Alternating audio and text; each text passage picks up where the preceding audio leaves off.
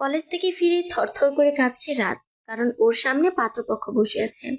অবশ্য পাত্রপক্ষকে ভয় পাচ্ছে না, বরং পাত্ররূপী পুলিশটাকে ভীষণ ভয় করছে রাতে।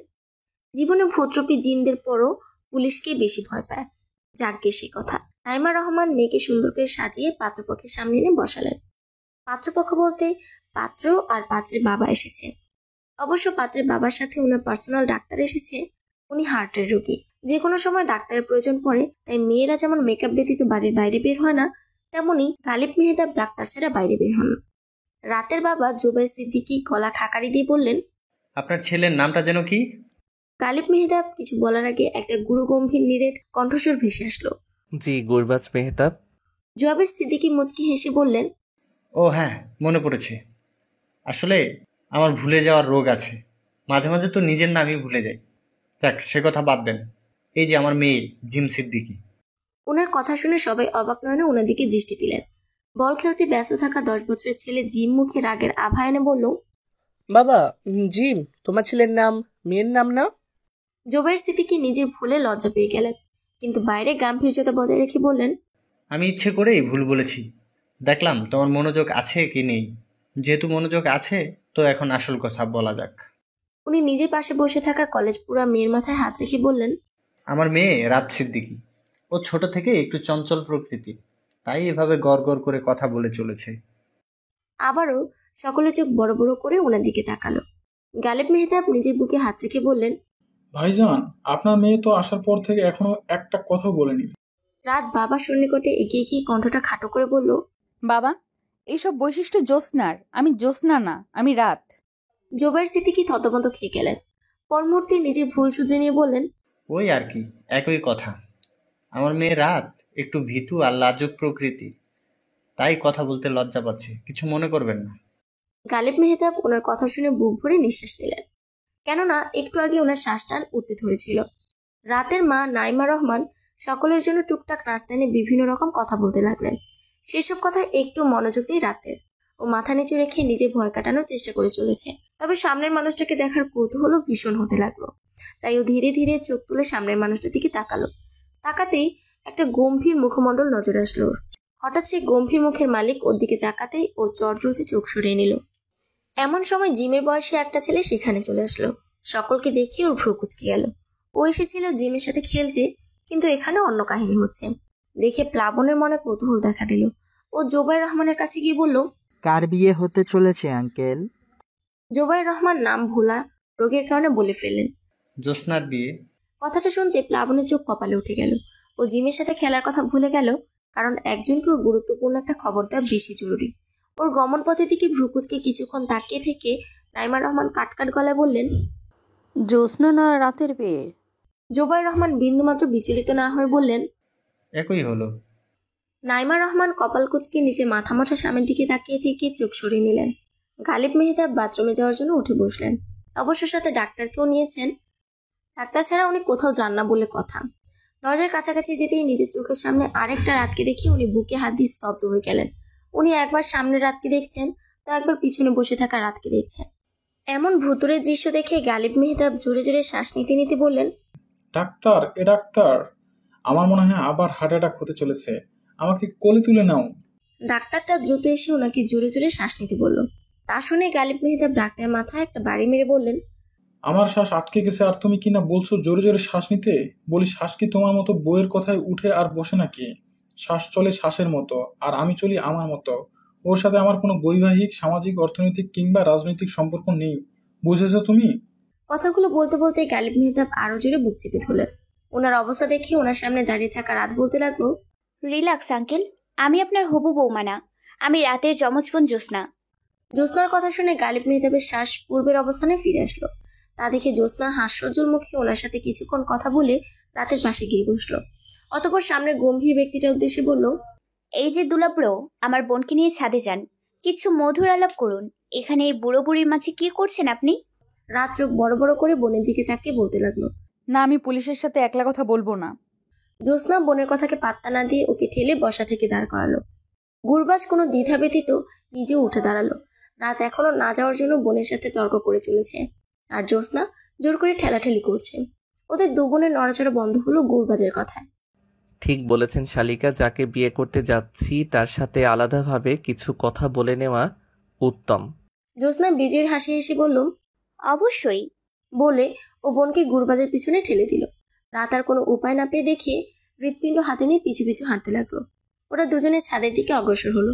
জ্যোৎস্না মুচকে হেসে বলল, এই ভিতর ডিমটাকে সাহসী বানানোর জন্য পুলিশ দুলাব্রই পারফেক্ট আছে।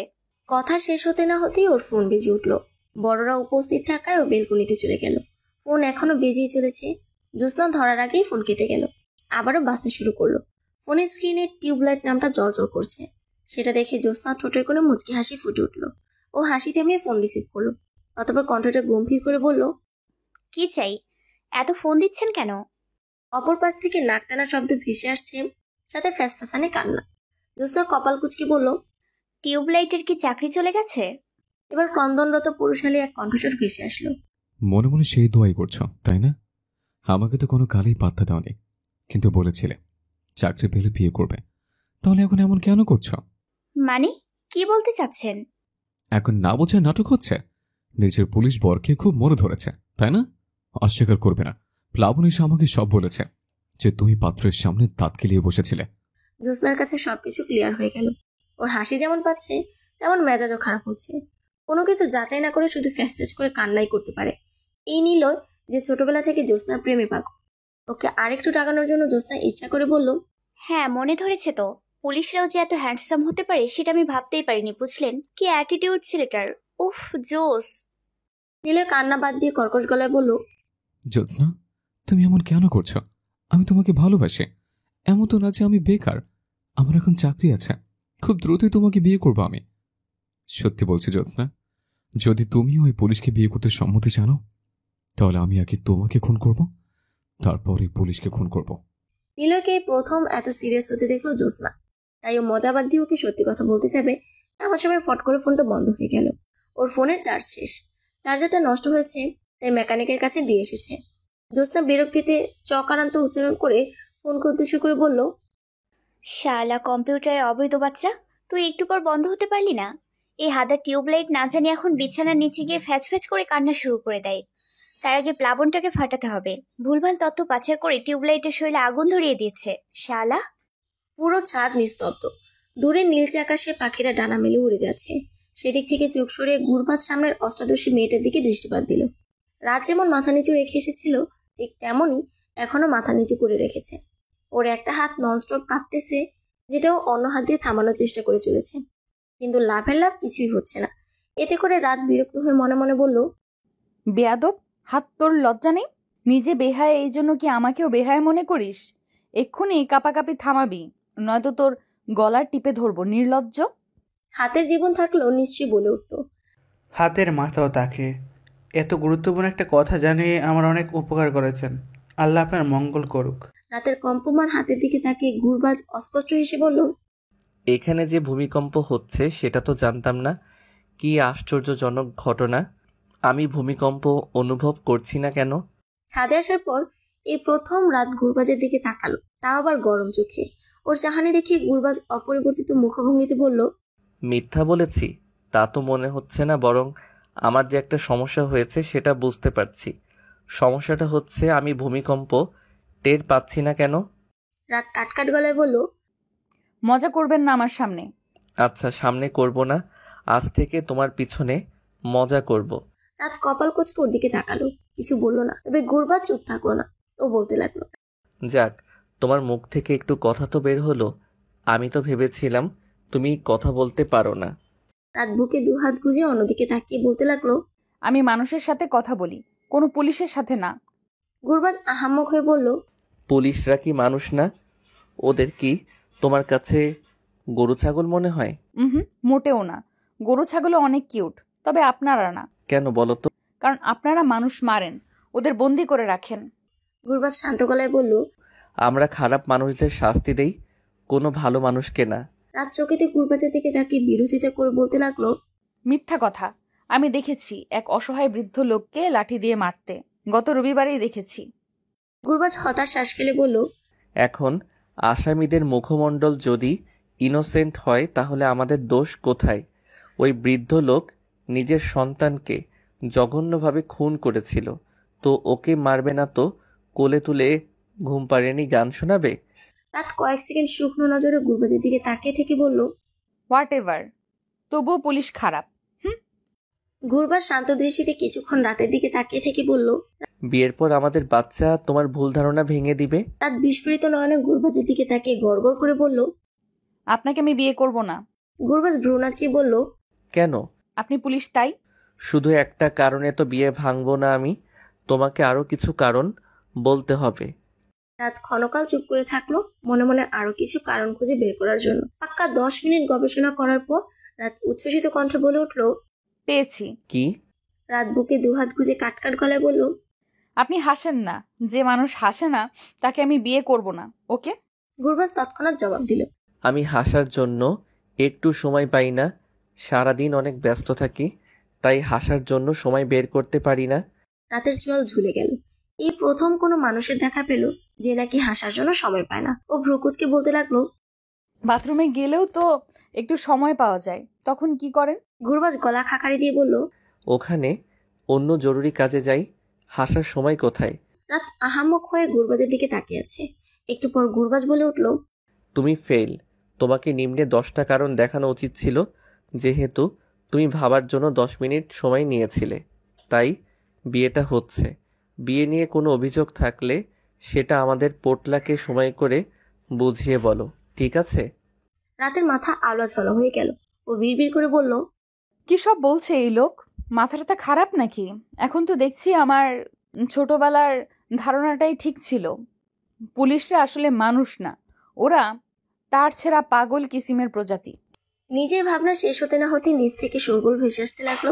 রাত আর গুরবাজ একে অপরের দিকে ভ্রুকুচকে তাকে দ্রুত নিচে নামতে লাগলো।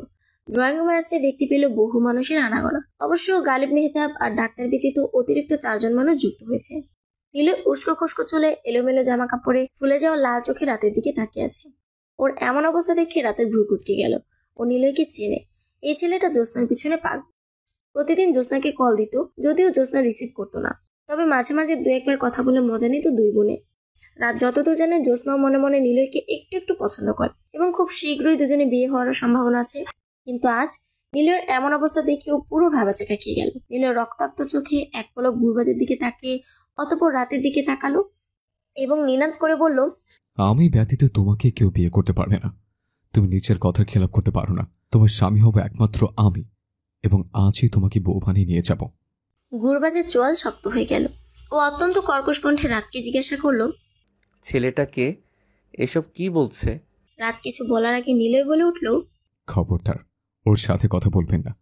ওকে আমি ভালোবাসি, আর ওর নিজেও আমাকে ভালোবাসে। গুরবাজ এবার থমকে উঠে বলল, শাট আপ, আমি আপনার সাথে কথা বলছি না। বলে ও রাতের দিকে তাকিয়ে বলল, ওকে তুমি ভালোবাসো? রাত এসব ঘটনায় ভয় পেয়ে গেল। নীলয় যে কি জ্যোৎস্না ভেবেছে সেটাও বেশ ভালোভাবেই বুঝতে পারলো। তাই ও আশেপাশে তাকিয়ে জ্যোৎস্নাকে খুঁজতে লাগলো। কিন্তু ওর এই নীরবতা যে একজনকে ভীষণ পীড়া দিচ্ছে সেটাও বুঝতে পারছে না। গুরবাজ এক দৃষ্টিতে রাতের ভীতু মুখটার দিকে এক দৃষ্টিতে তাকিয়ে থেকে চোখ সরিয়ে নিল। অতঃপর গম্ভীর গলায় বলল, বুঝতে পেরেছি, ওসব কারণ শুধুমাত্র অজুহাত ছিল, আসল কারণ তো এটা, তাই না? রাত জ্যোৎস্নাকে খোঁজা বাদ দিয়ে চোখে গুরবাজের দিকে তাকিয়ে বলল, কি বুঝেছেন আপনি?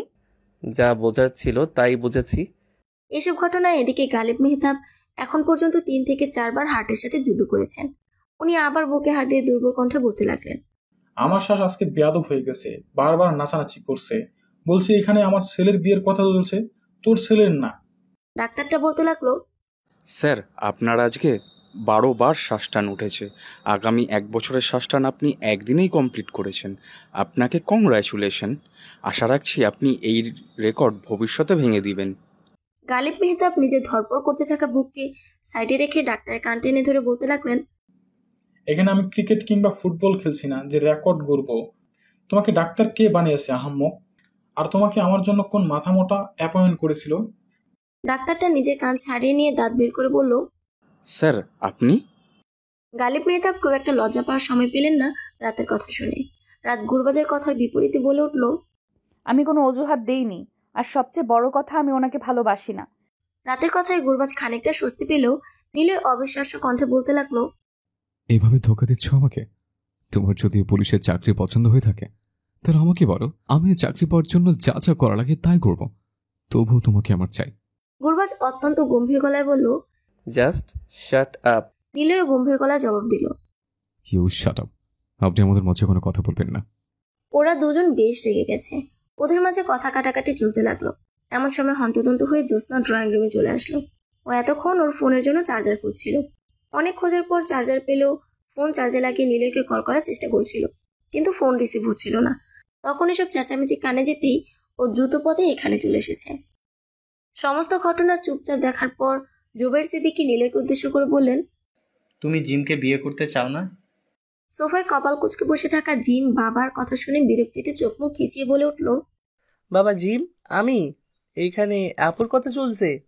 জুবের সিদ্দিকী নিজের ভুল ঢাকার জন্য কিছু লজিক শোনাতে যাবেন, ঠিক তখন নাইমা রহমান ওনাকে থামিয়ে দিয়ে নিলয়কে বললেন, তুমি রাতকে ভালোবাসো? নিলয়, জ্যোৎস্না আর রাত একসাথে বলে উঠল, না। না। সবাই ওদের তিনজনের দিকে হতভম্ব হয়ে চোখে তাকালো। আবারও গালিব মেহতাবের শ্বাসটান উঠে গেছে, তবুও তিনি ঘটনার দিকে মনোযোগ অব্যাহত রাখলেন। নিলয় নিজের হতভম্ব ভাব কাটিয়ে বলল, আমি জ্যোৎস্নাকে ভালোবাসি। আপনারা এই পুলিশের সাথে জ্যোৎস্নার বিয়ে দিতে পারবেন না আমি বেঁচে থাকতে। গুরবাজ কাটকাট গলায় বলল, তার প্রয়োজনও পড়বে না, কারণ আমি জ্যোৎস্নাকে নয় বরং রাতকে বিয়ে করতে চাই।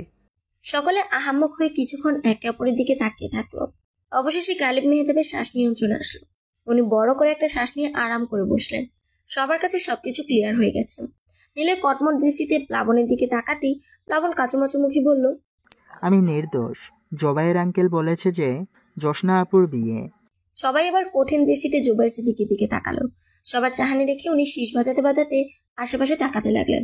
জ্যোৎস্না ব্রোকোচকে বাবার দিকে কিছুক্ষণ তাকিয়ে থেকে নজর সরিয়ে নিল। এবার ওর নজর নিলয়ের দিকে গেল। ওকে দেখে জ্যোৎস্না মনে মনে বলল, আমার টিউবলাইটের দেখছি সাহসও আছে। এই সাহসগুলো কি এতদিন শোকেজে তুলে রেখেছিলেন নাকি? অস্থিতিশীল পরিস্থিতিটা এখন নর্মাল হয়েছে। শ্বাসটান ওঠার ভয়ে গালিব মেহতাব ছেলেকে নিয়ে বাড়ি ফিরে গেছেন।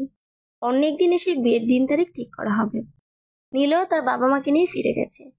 যে একটা ঘটনা ঘটে গেল সেটা দেখার পর কেউই ভালো কিছু হজম করার অবস্থাতে নেই। ঘুরবার চলে যাওয়ার পরপরই রাত নিজের রুমে এসে চুপটি করে বসে আছে। একটু পর জ্যোৎস্না ওর রুমে চলে আসলো। রাতের রাশভারী মুখের দিকে নজর যেতেই জ্যোৎস্নার ভ্রু কুঁচকে গেল। ও বোনের পাশে গিয়ে বসে বলতে লাগলো, কিরে, মুখটা গন্ডারে 1 সপ্তাহের পুরনো মলমূত্রের মতো করে রেখেছিস কেন? কোনোই রসকস নেই। ছ্যা। রাত কটমট দৃষ্টিতে বোনের দিকে তাকিয়ে বলল, এই সমস্ত অদ্ভুত কথাবার্তা ছাড়া তোর বাক্য সম্পূর্ণ হয় না বেয়াদব। জ্যোৎস্না রাতের কাঁধে মাথা রেখে বলল, না রে আদব। রাত চোখ মুখ কুঁচকে কিছুক্ষণ বোনের দিকে তাকিয়ে থেকে চোখ সরিয়ে নিল। কিছুক্ষণ পিনপতন নীরবতা। হঠাৎ জ্যোৎস্নার মাথায় দুষ্টু বুদ্ধি চলে আসলো। ও গলা খাকারি দিয়ে বলতে লাগলো, পুলিশের প্রেমে পড়ে গেলি নাকি? আমার দুলাব্রোকে খুব মিস করছিস? ফোন করে ডাকবো? রাত চুপ করে থাকলো। তা দেখে জ্যোৎস্না মিটমিটিয়ে হাসতে লাগলো। অতঃপর ভ্রু নাচাতে নাচাতে বলল, মুরব্বি বাবাকে বলে বিয়েটা আজই দেওয়ার ব্যবস্থা করবো নাকি বল? রাত কঠিন দৃষ্টিতে জ্যোৎস্নার দিকে তাকিয়ে বলল, এতই যখন শখ তো তোর টিউবলাইটকে ধরে এনে বিয়ে কর, যত সব। জ্যোৎস্না হাসি বাদ দিয়ে মুখটা গম্ভীর করে বলল, কি বলি? টিউবলাইট? ওনাকে আমি যা ইচ্ছে বলবো, তাই বলে তুইও বলবি? হ্যাঁ বলবো, কারণ তোর ওই টিউবলাইটের বোকামির জন্য আজ আমি হার্ট অ্যাটাক করতে ধরেছিলাম। হ্যাঁ, তোর সাথে একমত, কিন্তু টিউবলাইট বলবি না, সম্মান দিয়ে কথা বলবি। ভুলে যাস না আমি তোর 5 মিনিটের বড়, সেই হিসেবে উনি তোর গুরুজন। গুরুজনকে সম্মান দিয়ে কথা বলতে হয়। যা, ছোট বোন জন্য এবারের মতো মাফ করে দিলাম। রাত ভ্রু কুঁচকে কয়েক সেকেন্ড বোনের দিকে তাকিয়ে থেকে বলল, আবার যদি এমন উল্টাপাল্টা কিছু করে তখন বলবি দিয়ে সম্মানীয় দুলা ভাই, আপনার মাথার 2 থেকে 1টা তারের গন্ডগোলের কারণে আমার হাই প্রেশারও হাই হয়ে গিয়েছিল। তাই বিনীত নিবেদন এই যে অনুগ্রহপূর্বক আপনার মাথাটা কিছুক্ষণের জন্য শোকেজে ভরিয়ে রাখুন। ধন্যবাদ। জ্যোৎস্নার নাটকীয়ভাবে বলা কথাটায় রাত না চাইতেও জোরে হেসে ফেলল। ওর হাসি দেখে জ্যোৎস্নাও হাসতে শুরু করলো। এভাবে দুজনে বেশ কিছুক্ষণ হাসার পর ক্লান্ত হয়ে বিছানায় গায়ে এলিয়ে দিল। কিন্তু হঠাৎ রাত দরফর করে বিছানা থেকে উঠে জ্যোৎস্নার হাত টেনে বলল, এ শোন না। জ্যোৎস্না শোয়া অবস্থাতে ভ্রু নাচিয়ে বলল, কি? রাত আমতামতা করে বলল, আমি ওই পুলিশকে বিয়ে করব না। তুই একটু বাবা মায়ের সাথে কথা বলে দেখ না বনু। জ্যোৎস্না তরাক করে শোয়া থেকে উঠে বসলো। বোনের করুণ মুখের দিকে ক্ষণকাল তাকিয়ে থেকে বলল, কেন করবি না বিয়ে? রাত বোনের চোখে চোখ রেখে বলল, ওনাকে দেখলেই আমার ভয় লাগে। শুধু মনে হয় কখন না জানি আমাকে তুলে আছাড় মারে। জ্যোৎস্না হেসে ফেলে বলল, হায় আল্লাহ, তোকে কেন আছাড় মারবে? উদ্দেশ্য কি? জানি না, কিন্তু সত্যি বলছি খুব ভয় লাগে। তার উপর জানিস উনি একটুও হাসেন না, উনি নাকি হাসার সময় পান না। এটা কোনো কথা বল? একটা মানুষ নাকি হাসার জন্য সময় পায় না, কি আশ্চর্য। জ্যোৎস্না ওর কথা শুনে 1 সেকেন্ড নিশ্চুপ থেকে অট্টহাসিতে ফেটে পড়ল। হাসতে হাসতে বলল, শালা হাসার জন্য নাকি সময় পায় না, আর এদিকে আমি সারাদিন হাসার কারণে পড়াশোনার জন্য সময় বের করতে পারি না। ছ্যাঃ, বাই দ্য ওয়ে, দুলাব্রোকে আমার হেব্বি পছন্দ হয়েছে। রাত বোনকে ঝাঁকিয়ে বলল, বিয়েটা ক্যান্সেল করার ব্যবস্থা কর ইয়ার। সর বেডি, আমি বিয়ে ভাঙার মতো অশ্লীল কাজের ধারে কাছেও নেই। সবচেয়ে বড় কথা, দুলাব্রোকে আমার পছন্দ হয়েছে। সো এইসব ঢঙের আলাপ বাদ দিয়ে ইন্সপেক্টর গুরবাজ মাহতাবের কথা ভাব। আমি গেলাম খাবার খেতে, এত কাহিনী দেখে পেট খালি হয়ে গেছে। কথাটা বলে জ্যোৎস্না রুম থেকে বেরিয়ে গেল। ওদিকে রাত অসহায় মুখে বসে আছে। এমন সময় ওর ফোন বেজে উঠল। ফোনের স্ক্রিনে অপরিচিত নাম্বার দেখে রাতের ভ্রু কুঁচকে গেল। ও ফোন রিসিভ করে সালাম দিয়ে বলল, কে? গুরবাজ শান্ত গলায় বলল, তোমার বাচ্চার বাবা। ব্যক্তিটাকে বুঝতে পারতেই রাতের বুকটা ভয় ধুকপুক করতে লাগলো। ওর গলায় এসে সব কথামালা আটকে গেল। গুরবাজ উত্তর না পেয়ে পুনরায় বলল, এত ভয় পেলে হবে? আমাকে ভয় পাবে আমাদের বাচ্চারা, বাচ্চার মা কেন ভয় পাবে? রাত অবশেষে মুখ খুলে বলল, বাচ্চার কথা বলবেন না খবরদার। আমি বললাম না আপনাকে বিয়ে করব না? আমিও বললাম না তোমাকে আমি বিয়ে করবই করব। কেন জোর করছেন? কেন জেদ করছো? কারণ আমি পুলিশ। আচ্ছা, পুলিশের পরিচয় ছাড়াও আমার মানুষের যে একটা পরিচয় আছে সেটা দেখাতে হবে তোমাকে, তবেই বিশ্বাস করাতে পারবো যে আমি পুলিশের পাশাপাশি একজন মানুষও। আমি চাই না দেখতে। কিন্তু আমি তো দেখাতে চাই। রাত সিদ্দিকী। পারবেন না। পারবো। আমি আজ একটা কেস নিয়ে ব্যস্ত আছি, তো কাল তোমাদের বাড়ির পাশের রেস্টুরেন্টে আমাদের দেখা হচ্ছে। সকাল 10টায় পৌঁছে যেও। লাভ নেই, আমি যাব না। বলে রাত ফট করে ফোনটা কেটে দিল। জ্যোৎস্না চলেই যাচ্ছিল, কিন্তু রাতকে ফোনে কথা বলতে দেখেও থেমে গিয়েছিল। সব শোনার পর আর বোনের এমন আচরণ দেখার পর ওর মুখটা পোড়া বেগুনের মতো গম্ভীর হয়ে গেল। ও দাঁতে দাঁত চেপে বিড়বিড় করে বলল, শালা, তোকে তো এবার দুলাভাইকে বিয়ে করতেই হবে। তোর এত ঢং আর নেওয়া যাচ্ছে না। দেখ আমি কি করি, তার আগে একটু খাই। জ্যোৎস্না 10টা আপেল আর 5টা কমলা খেয়ে রুমে চলে গেল নিজের মিশন কমপ্লিট করার জন্য। কিন্তু এই মিশন কমপ্লিট করার জন্য ওর রাতের ফোনের দরকার পড়বে। ও বোনের দিকে যেতে ধরবে, এমন সময় ওর ফোনে মেসেজের টুংটাং শব্দ হলো। ফোন হাতে নিয়ে দেখলো নিলয়ের মেসেজ। ও লিখেছে, তোমার বোনের পছন্দ ভালো না, তবে তোমার পছন্দ কিন্তু মারাত্মক। নয়তো আমার মধ্যে একটা ছেলেকে পছন্দ করতে না তুমি। মেসেজটা দেখে জ্যোৎস্না কি রিয়েক্ট করবে বুঝতে পারছে না। ক্ষণকাল আহাম্মক হয়ে থাকার পর ও রিপ্লাই দিল, সেই জন্যই আপনি বিছানার তলে গিয়ে ফ্যাচ ফ্যাচ করে কাঁদেন, আর আমার দুলাব্রো আসামিদের কাঁদায়। আসলে আমার পছন্দ ইউনিক। মেসেজ দিয়ে নিলয় মিটমিটিয়ে হাসছিল, কিন্তু জ্যোৎস্নার রিপ্লাই দেখে ও থতমত খেয়ে গেল। নিজের প্রেস্টিজ এভাবে নষ্ট হতে দিতে পারে না ও, তাই টাইপ করতে লাগলো। আমি তো কাঁদার অভিনয় করেছিলাম, দেখলাম তুমি কি রিয়াক্ট করো। ছেলেরা কাঁদে না, বুঝলে? আমিও পুলিশকে 1 সেকেন্ডে কাঁদিয়ে ফেলতে পারি। নেহাতি তোমার বোনের কষ্ট হবে দেখে চুপ ছিলাম, নয়তো দেখিয়ে দিতাম এই নিলয় মাহমুদ কি জিনিস। ওর মেসেজ দেখে জ্যোৎস্না পাক্কা 2 মিনিট হাসলো, অতঃপর রিপ্লাই দিল, জাহাপনা আজকের মতো ঢপ মারা শেষ হয়ে থাকলে গিয়ে একটু গোসল করুন। এতটা মিথ্যা কথা হয়তো আপনার শরীরে শিরা উপশিরা সহ্য করতে পারছে না। নিলয়কে মেসেজ দেওয়া শেষ করে জ্যোৎস্না চলে গেল রাতের ফোন চুরি করতে। ভাগ্য ওর সহায় ছিল, রাত নিজের রুমে ছিল না। সেই সুযোগে ও ফোনটা নিয়ে নিজের রুমে চলে গেল। তারপর রিসেন্ট ডায়াল করা নাম্বারটাতে ফোন দিল। একবার রিং করতে রিসিভ হল। রাতে থেকে এমন রিজেকশন পেয়ে গুরবাজের মুড অফ হয়ে গিয়েছিল, তাই রাতে থেকে ফোন পাওয়া মাত্রই রিসিভ করলো। জ্যোৎস্না নিজের তিরিং বিরিং স্বভাব আর কথাবার্তাকে নমনীয় করে বলল, তখন ওভাবে কথা বলাটা হয়তো উচিত হয়নি আমার। ঠিক আছে, কাল আপনার সাথে দেখা করব আমি। গুরবাজ ভীষণ খুশি হয়ে বলল, ঠিক আছে, কাল ঠিক 10টায় রেস্টুরেন্টে দেখা হচ্ছে আমাদের। জ্যোৎস্না ফোন কেটে দিয়ে বড় করে একটা নিঃশ্বাস নিল, তবে পিছু ঘুরে তাকাতেই ওর পিলে চমকে উঠল। রাত ওর পিছনে দাঁড়িয়ে আছে। জ্যোৎস্না নিজেকে সামলে ইতস্তত করে বলল, এখানে কি করছিস? রাত বুকে দুহাত গুজে কাটকাট গলায় বলল, তুই কি করছিস বলতো? জ্যোৎস্না আমতা করে বলল, কুকু কি করেছি মানে? আমার ফোন তোর কাছে কেন? জ্যোৎস্না নিজের নার্ভাসনেস দূর করার জন্য গলা খাকারি দিয়ে বলল, কি করছি মানে? তুই জানিস না আমার ফোন এমবি নেই? ভিডিও না দেখতে পেরে আমার গালিব আঙ্কেলের মতো শ্বাস টান উঠে যাচ্ছিল, তাই তোর ফোনে একটু ভিডিও দেখছিলাম। এত হিংসুক কেন রে তুই? পরদিন ভোরবেলা ঘুম থেকে উঠে রাত ফজরের নামাজ আদায় করে নিল।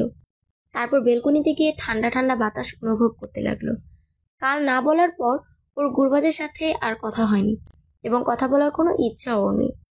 আরও কিছুক্ষণ প্রকৃতির সাথে একাকী সময় কাটানোর পর রাত নিচে চলে গেল মাকে রান্নায় সাহায্য করার জন্য।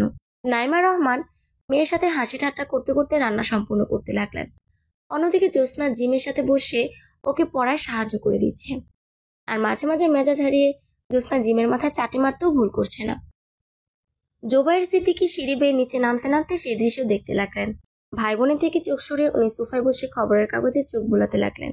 ওদিকে জ্যোৎস্না জিমের গালে একটা ফোঁটা মেরে বলল, গাধার গাধা, এই ব্রেন নিয়ে তুই পড়াশোনা করার মতো সাহস দেখিয়েছিস? তোর বুকের পাটা আছে, মানতে হবে। জিম গালে হাত বোলাতে বোলাতে ভ্রুকুচকে বোনের দিকে তাকিয়ে বলল, বোনের ব্রেন যেমন ভাইয়ের ব্রেনও তেমন। তুমি যদি ওই ব্রেন দিয়ে পড়াশোনা করতে পারো তাহলে আমিও পারি, তবে তোমার মতো অন্তত 33 মার্ক পেয়ে পাশ করবো না আমি। জ্যোৎস্না থতমত খেয়ে গেল, কিন্তু উপরে বুঝতে দিল না যে ও লজ্জা পাচ্ছে। ও অন্তত ভাব নিয়ে বলতে লাগলো, আরে পাগলা, পরীক্ষার হলে গিয়ে সেদিন আমার প্রচন্ড ক্ষুধা লেগেছিল, তাই পরীক্ষা অর্ধেক দিয়ে চলে এসেছিলাম। নয়তো সব প্রশ্ন আমার কমন ছিল। যদি ক্ষুধা না লাগতো তাহলে দেখতি 100 এর মধ্যে স্যার আমাকে খুশি 100 পাস মার্ক দিতে বাধ্য হতো। আর সবচেয়ে বড় কথা, 33 পেলেও পাস আর 90 পেলেও পাস। তো অযথা পেটকে অগ্রাহ্য করে আমি পরীক্ষাকে কেন এত মূল্য দিতে যাবো রে? ওর দিকে চোখ সরু করে কিছুক্ষণ তাকিয়ে থেকে জিম বইয়ের পাতায় মনোযোগ দিল। জ্যোৎস্না গর্বিত মুখে ক্ষণকাল বসে থাকলো, কিন্তু জিমের থেকে পাত্তা না পেয়ে ও হতাশ শ্বাস ফেলে মনে মনে বলল, এত ঢপ মারলাম তবুও পাত্তা দিল না, ছ্যাঃ। জোবাইর সিদ্দিকী খবরের কাগজ খানিকটা সরিয়ে ওর দিকে তাকিয়ে বলতে লাগলেন, সামনে তোমার বিয়ে হতে চলেছে, এখন অন্তত চাটু মারা বন্ধ করো জিম। জিম আর জ্যোৎস্না চকিতে বাবার দিকে তাকালো। 1 মিনিট লাগলো ওদের আসল বিষয়টা বুঝতে। বোঝার সাথে সাথেই জিম হুঙ্কার করে বলল, বাবা, আর একবার যদি আমার নামের সাথে বিয়ের প্রসঙ্গ তোলো তাহলে সত্যি করে বলছি আমি বাড়ি ছেড়ে চলে যাব। আমি ওই রামছাগল দুটাকে বিয়ে করতে পারবো না। বায়ের অবস্থা দেখে জ্যোৎস্না জোরে জোরে হাসতে লাগলো। যদিও শেষে জিম, নিলয় আর গুরবাজকে অপমান করেছে, তবুও জ্যোৎস্নার হাসি থামছে না।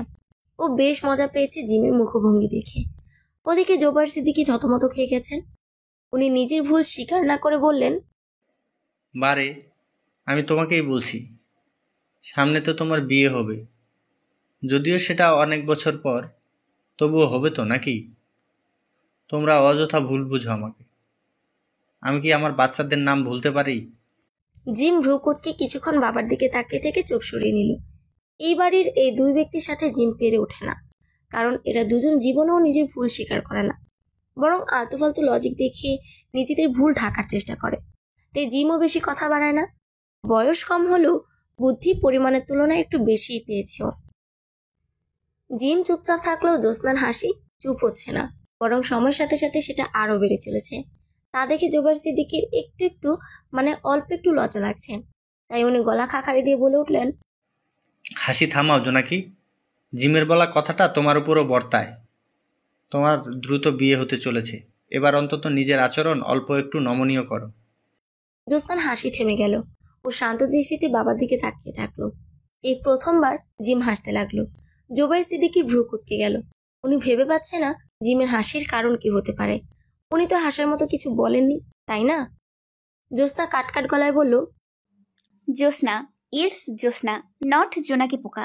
তবে তুমি এই নামটা রাখতে চাইলে একটা গরু কোরবানি দাও, তারপর সে নামে ডেকো, তার আগে না। জোবাইর সিদ্দিকী দ্বিতীয় দফায় থতমত খেয়ে গেলেন। এবার আর লজিক খুঁজে পেলেন না, তাই মুখ লুকানোর জন্য খবরের কাগজ সামনে রেখে সেটা মনোযোগ দিয়ে পড়ার অভিনয় করতে লাগলেন। জিম এখনো হাসছেন। তা দেখে জ্যোৎস্না ওর মাথায় চাটি মেরে বলল, হাসি থামা, নয়তো তোকে থামিয়ে দিব, নিলয় আর গুরবাজের বউ। সকালের খাওয়া দাওয়ার পালা শেষ করে সকলে বাগানে গিয়ে বসে পড়ল। আজ ছুটির দিন, তাই জ্যোৎস্না চিল মুডে গল্প করার পাশাপাশি ফোন স্ক্রলিং করছেন। হঠাৎ সময়ের দিকে নজর যেতেই ওর পিলে চমকে উঠল। 10টা বাজতে আর মাত্র 20 মিনিট বাকি। রাত জিমের সাথে গাছে পানি দিচ্ছিল। জ্যোৎস্না দ্রুত ওর দিকে এগিয়ে গিয়ে বলল, রাত একটু শোন। গাছে পানি দেওয়া বাদ দিয়ে রাত পিছু ঘুরে বলল, কি? জ্যোৎস্না রাতের হাত ধরে আদুরে গলায় বলল, একটা কাজ করে দিবি? রাত ভ্রুকুচকে বলল, বাইরে যাওয়ার মতো কোনো কাজ আমাকে করতে বলবি না। আমি আজ বাগানে সময় কাটাতে চাই। জ্যোৎস্না হতাশ হলেও হাল ছেড়ে দিল না। ও বোনের হাত আরো শক্ত করে ধরে বলল, সোনা বোন আমার, একটা বার্গার কিনে এনে দে, পাশেই তো আছে, বেশি সময় লাগবে না, প্লিজ যা। আমিই যেতাম, কিন্তু আমার শরীরটা আজ ভালো লাগছে না। তোর কি হয়েছে? জানি না রে, ক্ষণে ক্ষণে খেতে ইচ্ছা করে, আর মানুষ দেখলে তাদের সাথে বিনা কারণে ঝগড়া করতে ইচ্ছা করে, তাই তোকে যেতে বলছি।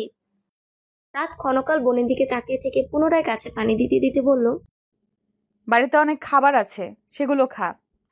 না, আমার বার্গারই চাই। তাহলে বাবাকে বল, এনে দিবে। দূর, আর চাই বল, কিন্তু বাবাকে বলার কথা বলিস না। দেখা যাবে বার্গারের জায়গায় চিংড়ি মাছ এনে হাতে ধরিয়ে দিবে। নিজের ব্যক্তিগত বাচ্চাগুলোর নাম মনে থাকে না, সেখানে বার্গারের নাম মনে রাখার আশা করা বিলাসিতা মাত্র। ঠিক আছে, এনে দিব, তবে এখন না, বিকেলের দিকে গিয়ে অনেকগুলো বার্গার এনে দিব। জ্যোৎস্না ব্যাবাচাকায় পড়ে গেল। বিকেলে গেলে তো হবে না, গুরবাজ হয়তো ইতিমধ্যেই কাছাকাছি চলে এসেছে। চিন্তাতে চিন্তাতে জ্যোৎস্নার মাথা ফেটে যাওয়ার উপক্রম। হঠাৎ মাথায় একটা বুদ্ধি আসায় ও বুকে হাত চেপে ধরে মিথ্যা আর্তনাদ করে বলতে লাগলো, রাত্রে আমার মনে হয় গালিব আঙ্কেলের মতো আবারও শ্বাসটান উঠে যাচ্ছে। দ্রুত বার্গার এনে দে আমায়, নয়তো নিজের ডুপ্লিকেট মানুষটাকে আর নাও দেখতে পারিস। রাত ভ্রুকুচকে বোনের নাটক দেখতে লাগলো। ও জানে জ্যোৎস্না নাটক করছে, তবুও বার্গার আনতে যাওয়ার জন্য রাজি হয়ে গেল। ও রাজি হতেই জ্যোৎস্না উচ্ছ্বসিত হতে বলে উঠল, যা যা, দ্রুত বোরকা পরে রেস্টুরেন্টে যা। যদিও জানে, তবুও রাত জিজ্ঞাসা করলো, একটু আগে না তোর শ্বাসটান উঠে যাচ্ছিল, এখন এত স্বাভাবিক হলে কিভাবে? জ্যোৎস্না তৎক্ষণাৎ পুনরায় বুকে হাত চেপে বলল, হচ্ছে তো, এখনো হচ্ছে, কিন্তু তুই বার্গার আনতে রাজি হয় শ্বাস একটু নর্মাল হয়েছে। তুই এসব বুঝবি না, সো দ্রুত বার্গার কিনতে যা, তোর হয়ে আমি গাছে পানি দিচ্ছি। রাত 10টা 10 মিনিটে রেস্টুরেন্টে পৌঁছালো। সোজা গিয়ে ও একটা বার্গার কিনতে লাগলো। ও ঠিক উল্টো দিকে গুরবাজ তার একজন সহকারী অফিসারের সাথে এসেছে। আজ গুরবাজ পুলিশের ইউনিফর্ম পরেনি, বরং ব্লু শার্টের সাথে সাদা প্যান্ট পরেছে। ওকে আজ একটু অন্যরকমই লাগছে। গুরবাজের সহযোগী অফিসার কালো মিয়া বলে উঠল, স্যার, আপনাকে দেখলেই আমি ক্রাশ খাচ্ছি, মুখে একটা মাস্ক পরে নিন। গুরবাজ কঠিন দৃষ্টিতে তাকাতেই কালো মিয়ার কৌতুকময় মুখটা মুহূর্তেই চুপসে গেল। ও বিড়বিড় করে বলতে লাগলো, নিজের রূপ সবাইকে দেখাতে চান, সেটা সরাসরি বললেই হয়। মাস্ক পরতে বলায় আমার দিকে অমন দৃষ্টিতে তাকানোর কোনো মানে আছে? আমার বুঝি ভয় করে না? গুরবাজ ভ্রুকুচকে ওর দিকে তাকিয়ে বলল, কি ফাঁসুর ফুসুর করছো? কালো মিয়া থতমত খেলেও দ্রুত জবাব দিল, যাই ভাবি না কেন, কিন্তু আপনার বিষয়ে কিছুই ভাবছিলাম না। গুরবাজ শান্ত চোখে কিছুক্ষণ ওর দিকে তাকিয়ে থাকলো। এতে করে কালো মিয়া ভয়ে একটা ঢোক দিল। অতঃপর এপাশ ওপাশ তাকাতে তাকাতে বলল, আমার দিকে না তাকিয়ে ম্যামকে খুঁজুন স্যার, উনি না আবার আসামির মতো ফুরুত করে হাত থেকে ফসকে যায়। গুরবাজ কাটকাট গলায় জবাব দিল, আমার হাত তোমার মতো না। চোরের মতো হাতে সরিষার তেল মাখলে আসামি হাত ফসকে পালাবে না তো আঠার মতো চিপকে থাকবে? ওরা দুজন এভাবে বেশ কিছুক্ষণ কথা বলতে লাগলো। ওদিকে রাত বার্গার কেনা শেষে রেস্টুরেন্ট থেকে বেরোতে যাবে, এমন সময় ওর নজর গুরবাজের দিকে গেল। সাথে সাথে ওর চোখ বড় বড় হয়ে গেল এবং গুরবাজের সাথে কালকের বলা কথাগুলো মনে পড়ে গেল। ও দ্রুত পদে রেস্টুরেন্ট থেকে বেরিয়ে যেতে ধরলে গুরবাজ আর কালো মিয়া দরজার সম্মুখের দিকে চলে গেল। তাই রাত উল্টো ঘুরে একটা টেবিলের নিচে গিয়ে লুকিয়ে পড়ল। টেবিলের নিচ থেকে দেখলো দুজোড়া পা রেস্টুরেন্ট থেকে বেরিয়ে গেল। তা দেখে রাত স্বস্তির নিঃশ্বাস ফেলে টেবিলের নিচ থেকে মাথা বের করতেই গুরবাজকে দেখতে পেল। ওকে দেখে ভূত দেখার মতো ভয় পেয়ে রাত চিৎকার করে উঠল। তারপর তাড়াহুড়ো করে টেবিলের নিচে থেকে বেরোতে ধরে মাথায় ব্যথাও পেল। গুরবাজ ওর অবস্থা দেখে বলল, হেই, রিল্যাক্স। বাই দ্য ওয়ে, টেবিলের নিচে কি করছিলে তুমি?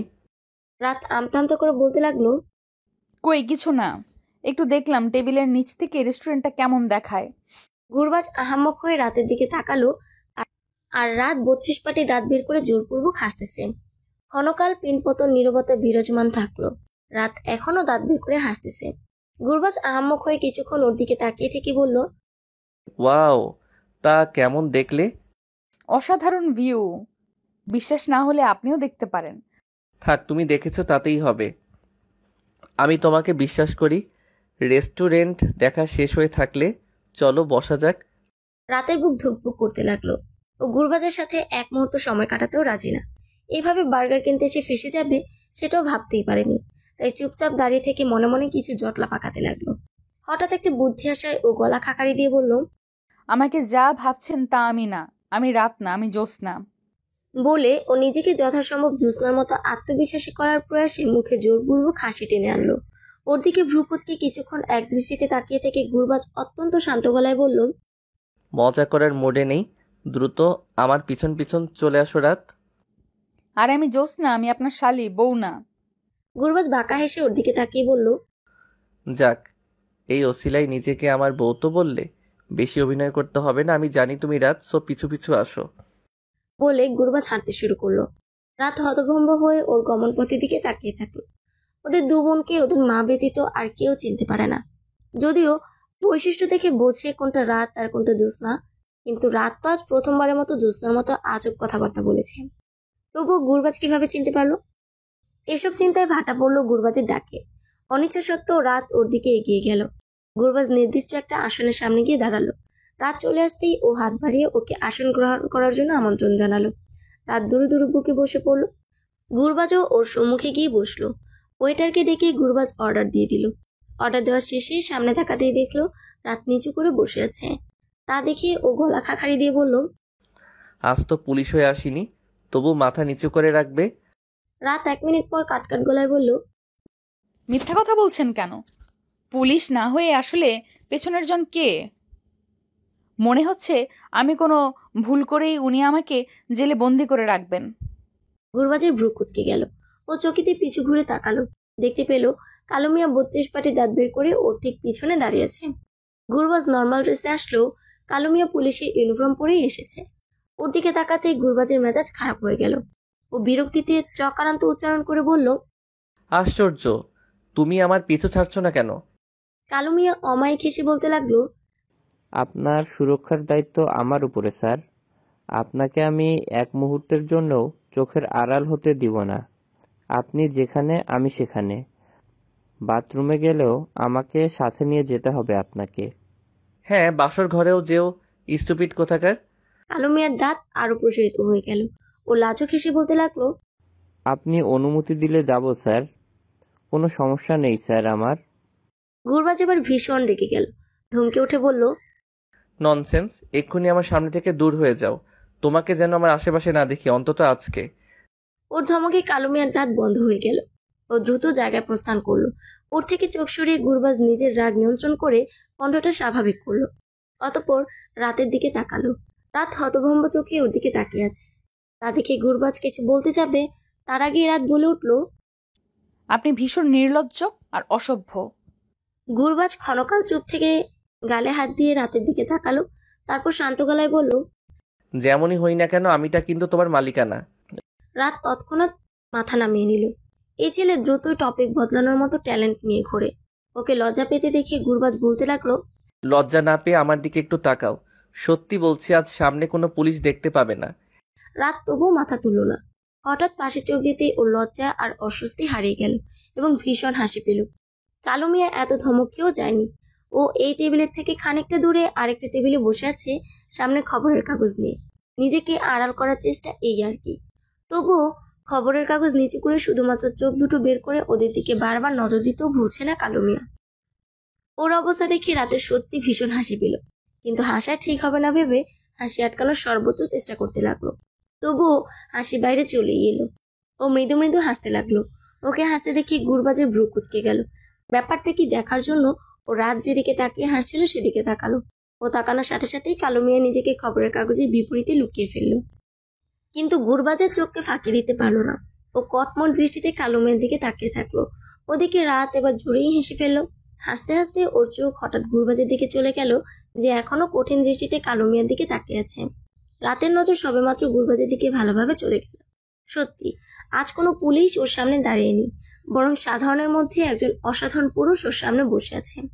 প্রথমবারের মতো রাতের মনে হলো ছেলেটা দেখতে খুব একটা খারাপ না, যদিও সেটা 1 মিনিটের মতো মনে হলো।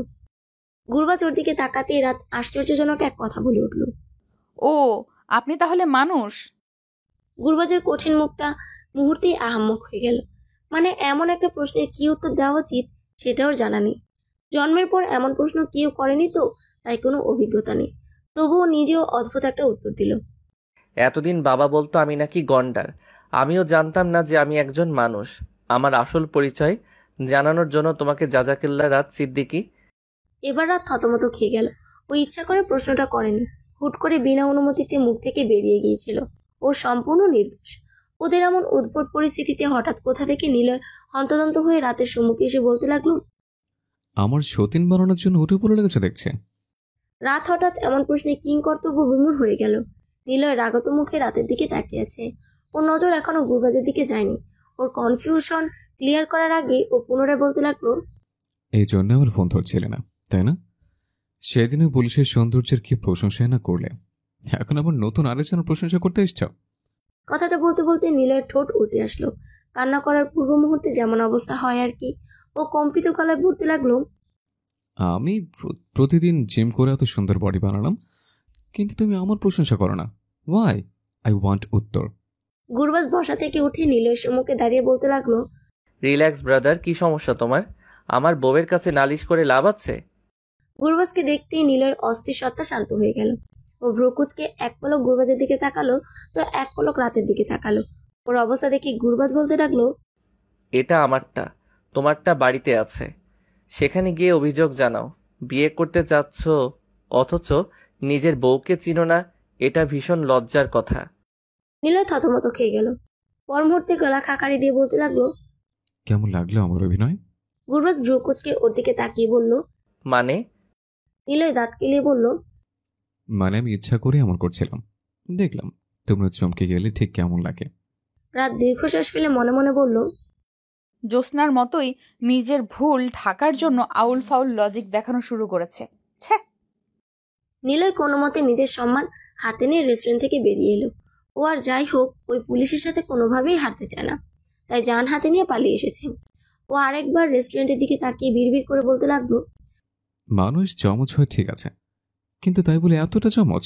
কণ্ঠ, মুখ, হাঁটা চলা সব একই রকম, কোনো পার্থক্য নেই। ছ্যা, শুধু সত্তাটাই আলাদা। তবে যাই বলো না কেন, আমার জ্যোৎস্না বেস্ট। কথাটা বলে নিলয় লাজুক হাসলো। হঠাৎ মাথার মধ্যে এক নতুন চিন্তার উদ্বেগ হতেই ও ফটাফট ফোন বের করে জ্যোৎস্নাকে কল দিল। এবার কিছুক্ষণের মধ্যেই রিসিভ হলো।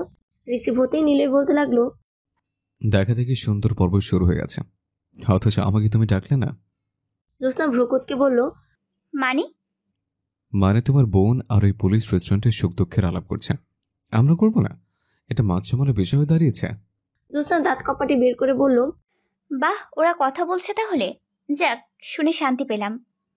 আমি কি বললাম আর তুমি কি বলছো? চলো না, আমরা একটু দেখা করি। জীবনের রাস্তা ছাড়ার কোথাও তোমাকে দেখার সুযোগ হয়নি আমার। পারবো না, আমি 20টা আপেল নিয়ে বসেছি, এদের না খাওয়া পর্যন্ত শান্তি পাবো না। নিলয় হতভম্ব হয়ে গেল, তবুও ব্যঙ্গ করে বলল, 20টা কম হয়ে গেল না? জানি কম হয়েছে, কিন্তু আজ একটু কম ক্ষুধা পেয়েছে তো তাই কম খাচ্ছি। নিলয় আহাম্মক হয়ে গেল।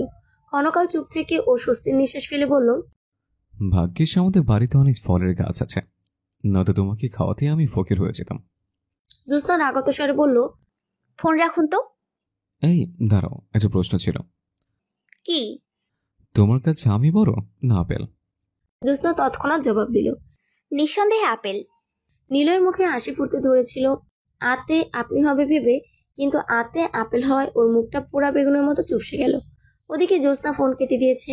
নিলয় হতাশ শ্বাস ফেলে কান থেকে ফোন নামিয়ে বলতে লাগলো, আমার জীবনে আপেলও যে শত্রু হতে পারে সেটা কি জানা ছিল?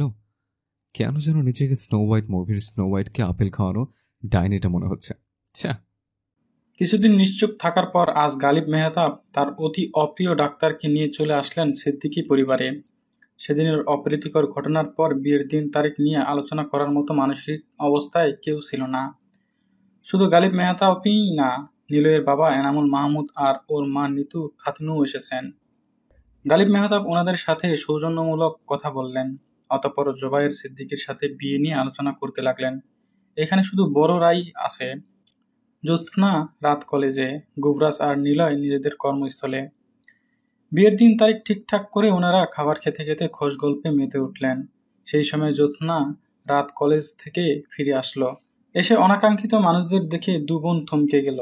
যদিও জ্যোৎস্না একটু একটু লজ্জা পাচ্ছে, কিন্তু রাতের ভীষণ ভয় করছে। ও এখনো গুবরাজকে মেনে নিতে পারেনি। মেয়েদের দিকে নজর যেতেই জুবাইর সিদ্দিকী গাল প্রশস্ত করে হেসে বললেন, এই তো আমার আমাবস্যার রাত চলে এসেছে। ওনার কথা শুনে 1 সেকেন্ড চুপ থেকে সকলে মাথা নিচু করে হাসতে লাগলো। অবশ্য জ্যোৎস্না হাসছে না, ও কটমট দৃষ্টিতে নিজের বাবার দিকে তাকিয়ে আছে। গালিব মেহতাবের হাসতে হাসতে শ্বাস টান উঠতে ধরল। তা দেখে ডাক্তার মনসুর উত্তেজিত হয়ে বলতে লাগলো, স্যার, শ্বাসকে আদর করে ডাকুন আর বলুন যে শান্ত হয়ে যাও, তাহলে দেখবেন শ্বাস নর্মাল হয়ে গেছে। গালিব মেহতাব বুকে হাত দিয়ে কটমট দৃষ্টিতে ওর দিকে তাকিয়ে বলল, যেখানে আমার বউ আমার কথা শুনেনি সেখানে শ্বাস শুনবে উজবুক? শুনতেও পারে স্যার, শ্বাস তো আর মেয়ে মানুষ না। উপরে গম্ভীর মুখ করে থাকলেও এই প্রথমবার মনসুর এর কথায় গালিব মেহতাব সম্মত হলেন। এইসব আবল তাবল কথা বললেও মনসুর খুব ভালো মতো গালিব মেহতাবের চিকিৎসা করে, কিন্তু এই হুটহাট শ্বাস টান উঠে গেলে এসব কথা বলে ওনার মনোযোগ ডাইভার্ট করার চেষ্টা করে এবং এতে কাজও হয়। নাইমা রহমান নিজের স্বামীর প্রতি প্রচণ্ড হতাশ। এই নাম ভুলে যাওয়ার রোগ সেই বিয়ের পর থেকে দেখছেন। ওনাকে যে কত অদ্ভুত অদ্ভুত নামে ডাকতো সেসবের কথা না তোলাই ভালো। উনি ভেবেছিলেন বাচ্চাদের নাম অন্তত ভুলবে না, কিন্তু না, ওনাকে ভুল প্রমাণ করে দিয়ে জুবাইর সিদ্দিকী নিজের বাচ্চার নামও মনে রাখতে পারেন না। স্বামীর থেকে নজর সরিয়ে উনি মেয়েদের দিকে দৃষ্টি নিবদ্ধ করে বলতে লাগলেন, মেয়েরা দ্রুত গিয়ে ফ্রেশ হয়ে নিচে আসো, তোমাদের হবু শ্বশুরবাড়ির সাথে কথাবার্তা বলতে হবে তো নাকি?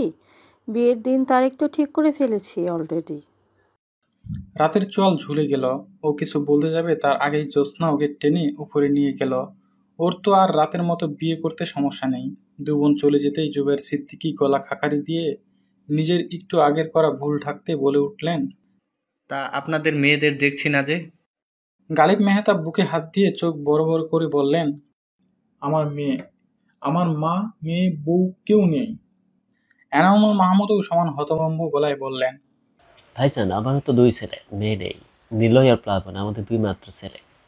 জুবাইর সিদ্দিকী ইচ্ছাপূর্বক কাসার অভিনয় করতে লাগলেন। সামনের মানুষগুলো আসল কাহিনী বুঝতে সক্ষম না হলেও নাইমা রহমান বেশ ভালোভাবেই বুঝলেন যে জুবাইর সিদ্দিকী মেয়েরা বলতে গুবরাজ আর নিলয়কে বুঝিয়েছে। মিথ্যা কাশি বন্ধ করে উনি বললেন, এই আপনাদের মনোযোগ আমার কথায় আছে দেখছি। আমি তো জানি যে আপনাদের মেয়ে নেই, মনোযোগ আকর্ষণ করার জন্য ওই কথা বলেছি আমি। ওনার কথা শুনে বাকিরা সামান্য হাসলেন। অন্যদিকে নাইমা রহমান দীর্ঘশ্বাস ফেললেন। এবার কোনো ভুল না করে জুবাইর সিদ্দিকী বললেন, ছেলেরা কখন আসবে?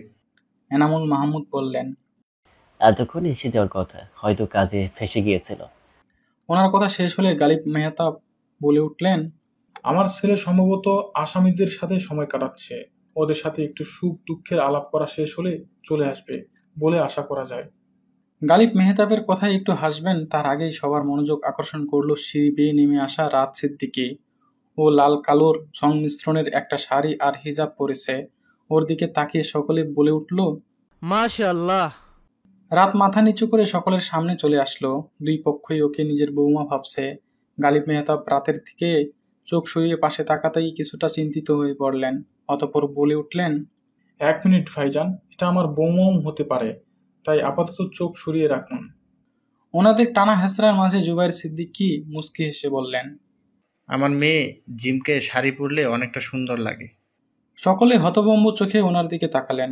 জিম এতক্ষণ কোথায় ছিল সেটা জানা নেই, কিন্তু ওর নাম উচ্চারণের 50 সেকেন্ডের মাথায় ও কথা থেকে বাবার সম্মুখে এসে কাটকাট গলায় বললেন, বাবা, আমি বুঝে গেছি তুমি আপুদের আগে আমাকেই বিয়ে দিতে চাও। ব্যাপার না, আমি মাইন্ড করব না, পাতি দেখা শুরু করে দাও। ওর কথায় জুবাইর সিদ্দিকী থতমত খেয়ে গেলেও বাকিরা জোরে হেসে ফেললেন। মনসুর নিজে হাসার পাশাপাশি গালিব মেহতাবকে আস্তে হাসার পরামর্শ দিতে লাগলো, যেন আবার শ্বাস টান না উঠে। জ্যোৎস্না সিঁড়ি বেয়ে নামতে নামতে বলতে লাগলো, খুব পেকে গেছিস তাই না? এখনো শার্টের বোতাম লাগানো শিখিসনি, তাতে বউ চাচ্ছিস? ছ্যাঃ। আমি কি আর সাথে চাচ্ছি? বাবাই আমাকে বাধ্য করেছে। এখন তো আমার গুরুবাজ ভাইয়া আর নিলয় ভাইয়ার সামনে যেতে লজ্জা করে। মনে হয় ওদের না হওয়া। আরও একবার সবাই হেসে উঠল। মনসুরের কথাকে পাত্তা না দিয়ে গালিব মেহতাব জোরে জোরে হাসতে লাগলেন। অবশ্য শ্বাস টানও উঠেছে ফলশ্রুতিতে, কিন্তু উনি মনসুরকে সেটা বুঝতে দেননি। তবে নিজেকে সামলে নিয়ে উনি এনামুল মাহমুদের কানের কাছে মুখ নিয়ে গিয়ে বললেন, আগেই বলেছিলাম এটা আমার বৌমা। আপনার বৌমা তো সবেমাত্র আসলো। এনামুল মাহমুদ কিছু বললেন না, শুধু মুচকি হাসলেন। উনি একদম শান্তশিষ্ট একজন মানুষ, খুব বেশি কথা বলেন না। ওদিকে জ্যোৎস্না রাতের পাশে গিয়ে বসলো। আজ ওদের দুজনকে আলাদা করা খুব কঠিন, কারণ দুজনেই একই শাড়ি, একই হিজাব একইভাবে পরেছে। তার উপর দুজনেই মাথা নিচু করে রেখেছে। অবশ্য জ্যোৎস্না লজ্জায় আর রাত ভয়ে। একটু পর নিলয় চলে আসলো। এসেই বেচারা থমকে গেল। নিজের প্রিয় মানুষটাকে যেন নতুন রূপে দেখছে ও, একদম লাজুক লাল টুকটুকে বউয়ের মতো। কিন্তু পর মুহূর্তে ওর মুগ্ধতা ভরা মুখমণ্ডল কুঁচকে গেল, কারণ দুটো লাজুক লতা বসে আছে। এর মধ্যে কোনটা ওর সেটা ও ঠাউর করতে সক্ষম হচ্ছে না। নিজের হতভম্বতা কাটিয়ে ও বড়দের সালাম দিয়ে সকলের সাথে টুকটাক কথা বলে বাবা মায়ের পাশে বসে পড়ল। তারপর চোখ শুরু করে সামনের দুই ব্যক্তির দিকে তাকিয়ে থাকলো। খুঁটিয়ে খুঁটিয়ে দেখতে লাগলো কোনো পার্থক্য খুঁজে পাওয়া যায় কিনা, কিন্তু কিছুই পেল না ও। মনে হচ্ছে জ্যোৎস্নাকে ফটোকপি করে আরেকটা জ্যোৎস্না বানানো হয়েছে। জ্যোৎস্না আর চোখে মাথা চুলকাতে থাকা দ্বিধান্বিত নিলয়কে দেখে ঠোঁট চেপে হাসতে লাগলো। একই শাড়ি পরার আইডিয়াটা ওরই ছিল। ও শুধু নিলয় না, গুবরাজকেও আজ দ্বিধায় ফেলতে চায়। সেদিন রাত এসে ওকে বলেছে সব। গুবরাজ কিভাবে রাতকে চিনতে পেল সেটাই অনুসন্ধান করতে চায় জ্যোৎস্না। জ্যোৎস্না ছাদে চলে গেল কিছু সময়ের জন্য। আসলে ওর ভীষণ ক্ষুধা পেয়েছে। সকলের সামনে তো তার শান্তিমতো খাওয়া যাবে না, তাই ও ছলছাতুরি করে এদিকে চলে আসলো। শাড়ির আঁচলের নিচে আসার সময় কিছু ফল নিয়ে এসেছে ও। তবে হাত দুটো মিলে 3টার মতো আপেল আর একটা কমলা দেখে জ্যোৎস্নার ভ্রু কুঁচকে গেল। ও আফসোসের স্বরে বলে উঠল, এটুকু দিয়ে তো আমার পেটের এক কোণাও ভরবে না। ছ্যাঃ, তাড়াহুড়ো করতে গিয়ে যে এত কম আনবো সেটা কি জানা ছিল? হতাশ হলেও জ্যোৎস্না আপেল খেতে শুরু করলো। এই সময় গুবরাজের গাড়ি এসে বাড়ির সামনে দাঁড়ালো। ও গাড়ি থেকে নেমে ফোন বের করলো। গালিব মেহতাব বেশ কয়েকবার ফোন দিয়েছিল ওকে। ফোনের পাশাপাশি একটা মেসেজও দেখতে পেল। মেসেজ ওপেন করে দেখলো, সেখানে লেখা, আমার বৌমা শাড়ি পরেছে, দেখতে চাইলে আয়, না চাইলে আসামির সাথে শুয়ে থাক। গুবরাজ কপাল কুঁচকে মেসেজটার দিকে ক্ষণকাল তাকিয়ে থেকে ফোন পকেটে পড়ল। হঠাৎ ছাদের দিকে নজর যেতেই ওর কুঞ্চিত ভ্রু যুগল সোজা হয়ে আসলো। বাবার কথা ভুলে গিয়ে মুগ্ধ হয়ে ছাদে থাকা শাড়ি পরিহিত রমণীটির দিকে তাকিয়ে থাকলো। ও দ্রুত পদে ভিতরে প্রবেশ করলো। তারপর আশেপাশে খুব একটা নজর না দিয়ে সোজা গিয়ে হবু শ্বশুর শাশুড়িকে সালাম দিল। তারপর খোলা হাওয়া মন ভরে উপভোগ করার মিথ্যা অজুহাত দেখিয়ে চটজলতি সিঁড়ি বেয়ে উপরে উঠতে লাগলো ছাদে যাওয়ার জন্য। ও এতটাই অন্যমনস্ক ছিল যে রাতকে পাশ কাটিয়ে যাওয়ার সময় বলল, সাইড প্লিজ শালিকা। গুবরাজ চলে গেল। রাত অবাক চোখে কিছুক্ষণ ওর গমন পথের দিকে তাকিয়ে থেকে বিড়বিড় করে বলল, শালিকা, জ্যোৎস্নার পরিকল্পনা সফল হতে চলেছে দেখছি। সেদিক থেকে চোখ সরিয়ে রাত বড়দের চা দিতে লাগলো। ওদিকে নিলয় এবার 100% শিওর যে এটাই ওর জ্যোৎস্না। পুলিশ যেহেতু উপরের জনের কাছে গিয়েছে, তাহলে আর কোনো সন্দেহই রইল না। রাত সকলকে চা দিতে দিতে নিলয়ের সম্মুখে চলে গেল। সামান্য হেসে ও একটা কাপ ওর হাতে দিয়ে দিল। নিলয় চায়ের কাপ নিয়ে ভ্রু নাচিয়ে রাতকে চোখ মারল। এতে করে রাত থতমত খেয়ে গেল। তাই ও চটজলদি নিলয়ের সামনে থেকে চলে গেল।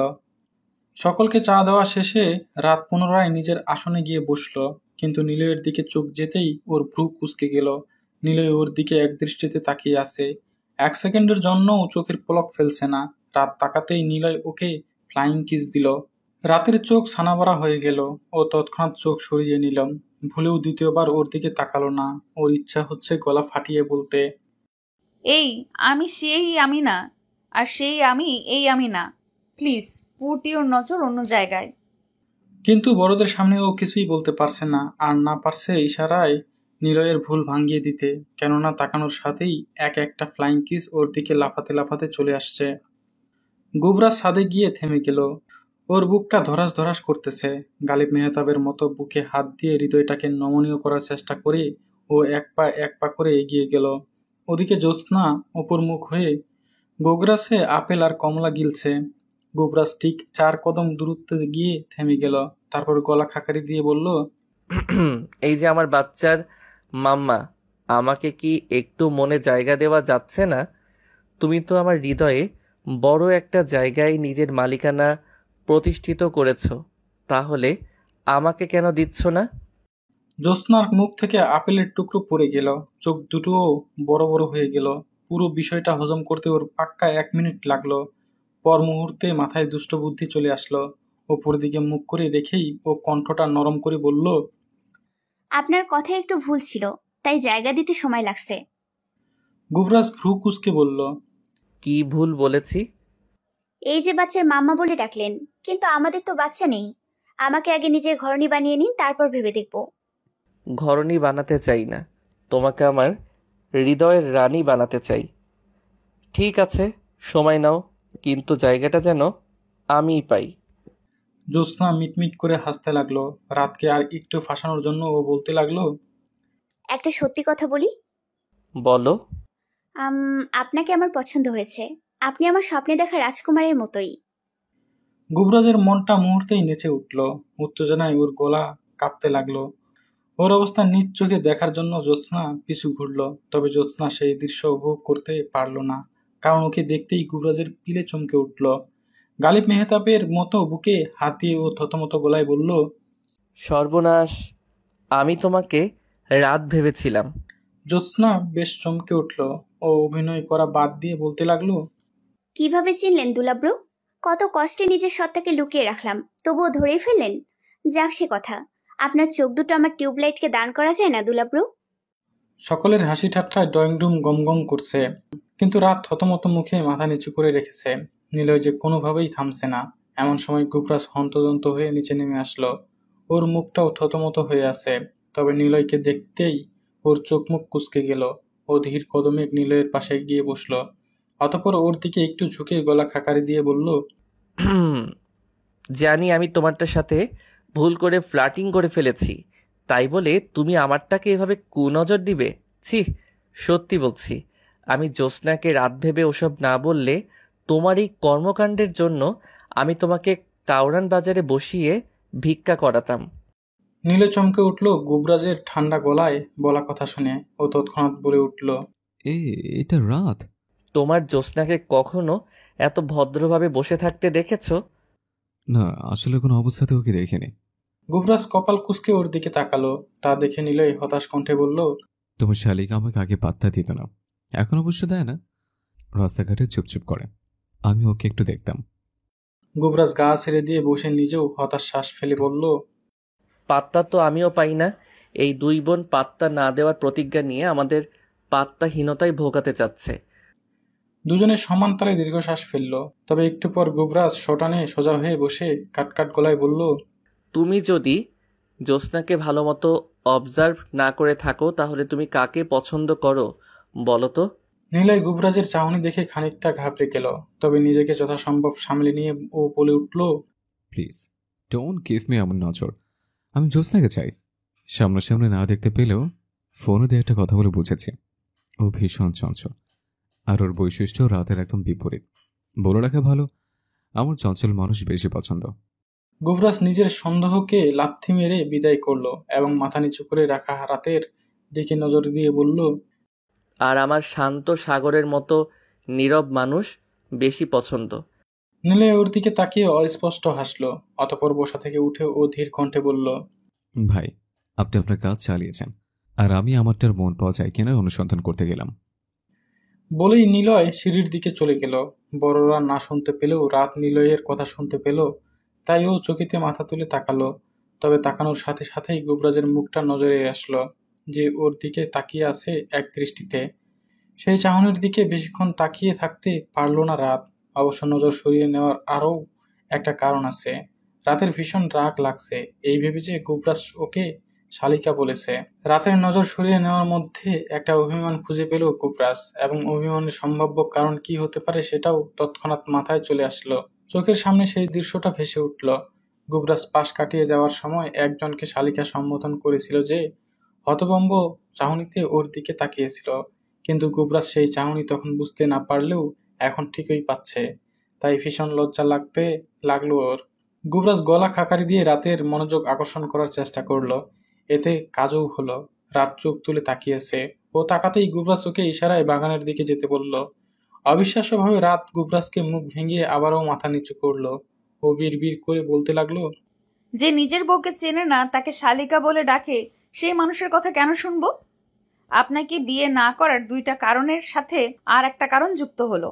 আপনি পুলিশ, আপনি হাসেন না, আর আপনি নিজের বউকে না চিনে তাকে শালিকা বলে ডাকেন। রাত গম্ভীর মুখে বসে থাকলো।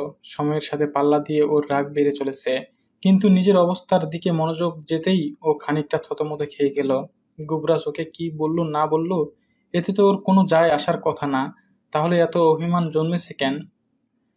রাতের থেকে অপ্রত্যাশিত আচরণ পেয়ে গুবরাজ হতভম্ব হয়ে গিয়েছে, তবে নিজেকে সামলে ও গলা খাকারি দিয়ে বড়দের মনোযোগ আকর্ষণ করলো। সবাই তাকাতেই ও শান্ত গলায় বলল, আমি আপনার মেয়েকে নিয়ে একটু বাগানে গেলাম। কথাটা বলা শেষ করেই গুবরাজ বাগানের দিকে হাঁটা ধরল। এবার রাত ইচ্ছা না থাকলেও যেতে বাধ্য হলো, যেহেতু সবাই ওর দিকে তাকিয়ে আছে। এই লোক যে কতটা ধুরন্ধর সেটা রাত হারে হারে টের পেল। ওদিকে জুবায়ের সিদ্দিকী হাসি মুখে বলে উঠলেন, আচ্ছা নিয়ে যাও। জি। উনি বাক্য সম্পূর্ণ করতে পারলেন না, জিমের হুঙ্কার করে ডাকা সম্বোধনে। জুবায়ের সিদ্দিকী গলা খাকারি দিয়ে অযথায় এদিক ওদিক তাকাতে লাগলেন। গুবরাজ অপর মুখ হয়ে বাগানের এক সাইডে দাঁড়িয়ে আছে। রাত গুটি গুটি পায়ে ওর পিছনে গিয়ে দাঁড়ালো। ওর অস্তিত্ব টের পেয়ে গুবরাজ পিছু ঘুরে তাকালো এবং কাঙ্ক্ষিত ভঙ্গিতে বলতে লাগলো, আমি আসলে তখন মনোযোগ দেইনি তোমার প্রতি, তাই চিনতে পারিনি। বাবার মেসেজ আমাকে কনফিউজ করে ফেলেছিল আফওয়ান। রাতের ভিতরকার সেই চিনচিনে রাগটা এখনো সজাগ আছে। সেই রাগের প্রভাবে রাত কাটকাট গলায় বলল, আমি তো কৈফিয়ত চাইনি। কিন্তু আমি কৈফিয়ত দিতে চাচ্ছি। আমি কোনো সন্দেহ রাখতে চাই না আমাদের মাঝে। আমার যায় আসে না, আপনি যা ইচ্ছা করুন, আমার তাতে কি? আমি তো আপনাকে বিয়েই করব না। গুবরাজ হঠাৎ স্থির হয়ে গেল, শান্ত দৃষ্টিতে রাতের দিকে তাকিয়ে থাকলো। রাত স্বাভাবিক মুখভঙ্গিতে অন্যদিকে তাকিয়ে আছে। আরও 1 মিনিট নীরবতার পর গুবরাজ তাচ্ছিল্যের হাসি হেসে বলতে লাগলো, আমি কি বোকা তাই না, যেখানে আমার নিজের মা আমাকে ভালোবাসা দেওয়ার ভয়ে সেই ছোটবেলায় আমাকে আর বাবাকে ফাঁকি দিয়ে পরকালে পাড়ি জমিয়েছে, সেখানে তুমি ভালোবাসা দিবে এটা ভাবলাম কিভাবে? রাত সচকিতে গুবরাজের দিকে তাকালো। ওর মুখটা কেমন অসহায় ভাব গ্রহণ করেছে তা দেখে রাতের প্রচন্ড খারাপ লাগলো। ও তো ওটা অভিমান থেকে বলেছিল, এখন ওর বিয়ে করতে কোনো সমস্যা নেই। তবে এটা সত্যি যে গুবরাজের প্রতি এখনো ওর কোনো অনুভূতি জন্মায়নি, তাই বলে বিয়ে করবে না এটা ওর ভাবনায় আসেনি। গুবরাজ হাতঘড়ির দিকে এক পলক তাকিয়ে বলল, আমাকে ডিউটিতে যেতে হবে, সবাইকে জানিয়ে দিও আমি গেলাম। গুবরাজ বাড়ি থেকে বেরিয়ে গেল। ওর গমন পথের দিকে তাকিয়ে রাতের মুখটা ফ্যাকাশে হয়ে গেল। লোকটা যে ভীষণ কষ্ট পেয়েছে সেটাও ভালো মতোই বুঝে গেল। গুবরাজ চলে যাওয়ার আরও কিছুক্ষণ পর নিলয় আর জ্যোৎস্না নিচে নেমে আসলো। এই এতটা সময় নিলয় অনেক পরিশ্রম করেছে জ্যোৎস্নাকে একটু বাইরে নিয়ে যাওয়ার অনুমতি নিতে। অবশ্য জ্যোৎস্না রাজি হচ্ছিল না। শেষে নিলয় ওকে আপেলের লোভ দেখিয়ে বাইরে যেতে সম্মত করেছে। ড্রয়িং রুমে এসে বড়দের থেকে অনুমতি নিয়ে ওরা দুজন বেরিয়ে পড়লো। রাস্তায় নির্দিষ্ট দূরত্ব বজায় রেখে ওরা হাঁটতে লাগলো। নিলয় আর চোখে বরকা পরা জ্যোৎস্নার দিকে তাকিয়ে মনে মনে বলল, শালা আপেল, তুই দেখি অনেক কাছের, তুই সতীন না হয়ে বন্ধু হয়ে যাবি সেটা ভাবতেই পারেনি। কিছু দূর যাওয়ার পর হঠাৎ জ্যোৎস্না বলে উঠল, এই শুনুন, দুলাব্রো তো আমাকে রাত ভেবেছিল, আপনি রাতকে আমি ভাবেননি তো? ও ভেবেছে তো ভেবেছে, সাথে টপাটপ ফ্লাইং কিসও ছুড়েছে। এটা জ্যোৎস্নাকে বললে ওর আর রক্ষে থাকবে না, তাই ও গলা খাকারি দিয়ে প্রচন্ড ভাব নিয়ে বলল, পাগল হয়েছ? আমি কি তোমার দোলাপ্রো যে নিজের বউকে চিনব না? জ্যোৎস্না চোখ শুরু করে নিলয়ের দিকে তাকালো। নিলয় সেই চাহনির দিকে তাকাতে পারল না। ও নজর লুকিয়ে ইচ্ছাপূর্বক অন্যদিকে তাকাতে লাগলো। আরও কিছুক্ষণ চোখ শুরু করে তাকানোর পর জ্যোৎস্না চোখ সরিয়ে নিয়ে কাটকাট গলায় বলল, আচ্ছা রাতের থেকেই না হয় শুনবো। নিলয় এবার ফ্যাসাদে পড়ে গেল, তাই ও পরিস্থিতি ঘুরিয়ে দেওয়ার জন্য বলে উঠল, চলো পার্কে যাই, ওখানে প্রকৃতির মাঝে একটু সময় কাটাতে পারবো। জ্যোৎস্না গভীর মনোযোগে নিলয়ের দিকে এক পলক তাকিয়ে বলল, ওকে। দুজনে পার্কে চলে আসলো। একটা বেঞ্চে গিয়ে বসলো ওরা। আসলেই প্রকৃতির রূপ দেখে জ্যোৎস্নার মন ভালো হয়ে গেল, তবে ক্ষুধাটাও পেল ভীষণ। তাই ও নিলয়কে বলল, এই যে আমার আপেল কোথায়? নিলয় প্লাবনকে আপেল আনার জন্য মেসেজ দিচ্ছিল। জ্যোৎস্নার প্রশ্ন শুনে ও চকিতে ওর দিকে তাকিয়ে বলল, অর্ডার দিয়েছে, এসে পড়লই বলে। আমি টাটকা আপেল চাই বলে দিলাম। হ্যাঁ হ্যাঁ, টাটকা আপেলই পাবে। জ্যোৎস্না কপাল কুঁচকে কিছুক্ষণ নিলয়ের দিকে তাকিয়ে থেকে পুনরায় প্রকৃতিতে ডুব দিল, কিন্তু পেট যে সায় দিচ্ছে না। ও তো এখনই খেতে চাচ্ছে। ক্ষুধা সহ্য করতে না পেরে জ্যোৎস্না বলতে লাগলো, এই এখনো আসছে না কেন? রিল্যাক্স, যাকে অর্ডার দিয়েছি সে তো আর উড়ে আসছে না, তাই না? একটা হেলিকপ্টারও নেই যে সেখানে চড়ে আসবে, তার উপর থাকলেও ল্যান্ড করার মতো জায়গা নেই। যদিও উপর থেকে ছুড়ে দিলে আমি কাজ করে নিতে পারতাম। বড়লোক দোকানে অর্ডার দিতে পারেননি, যারা হেলিকপ্টার দিয়ে অর্ডার পার্সেল করে? নিলয় আহাম্মক হয়ে বলল, এটা বাংলাদেশ, এইখানে তো বড়লোক দোকান আছে মনে হয়।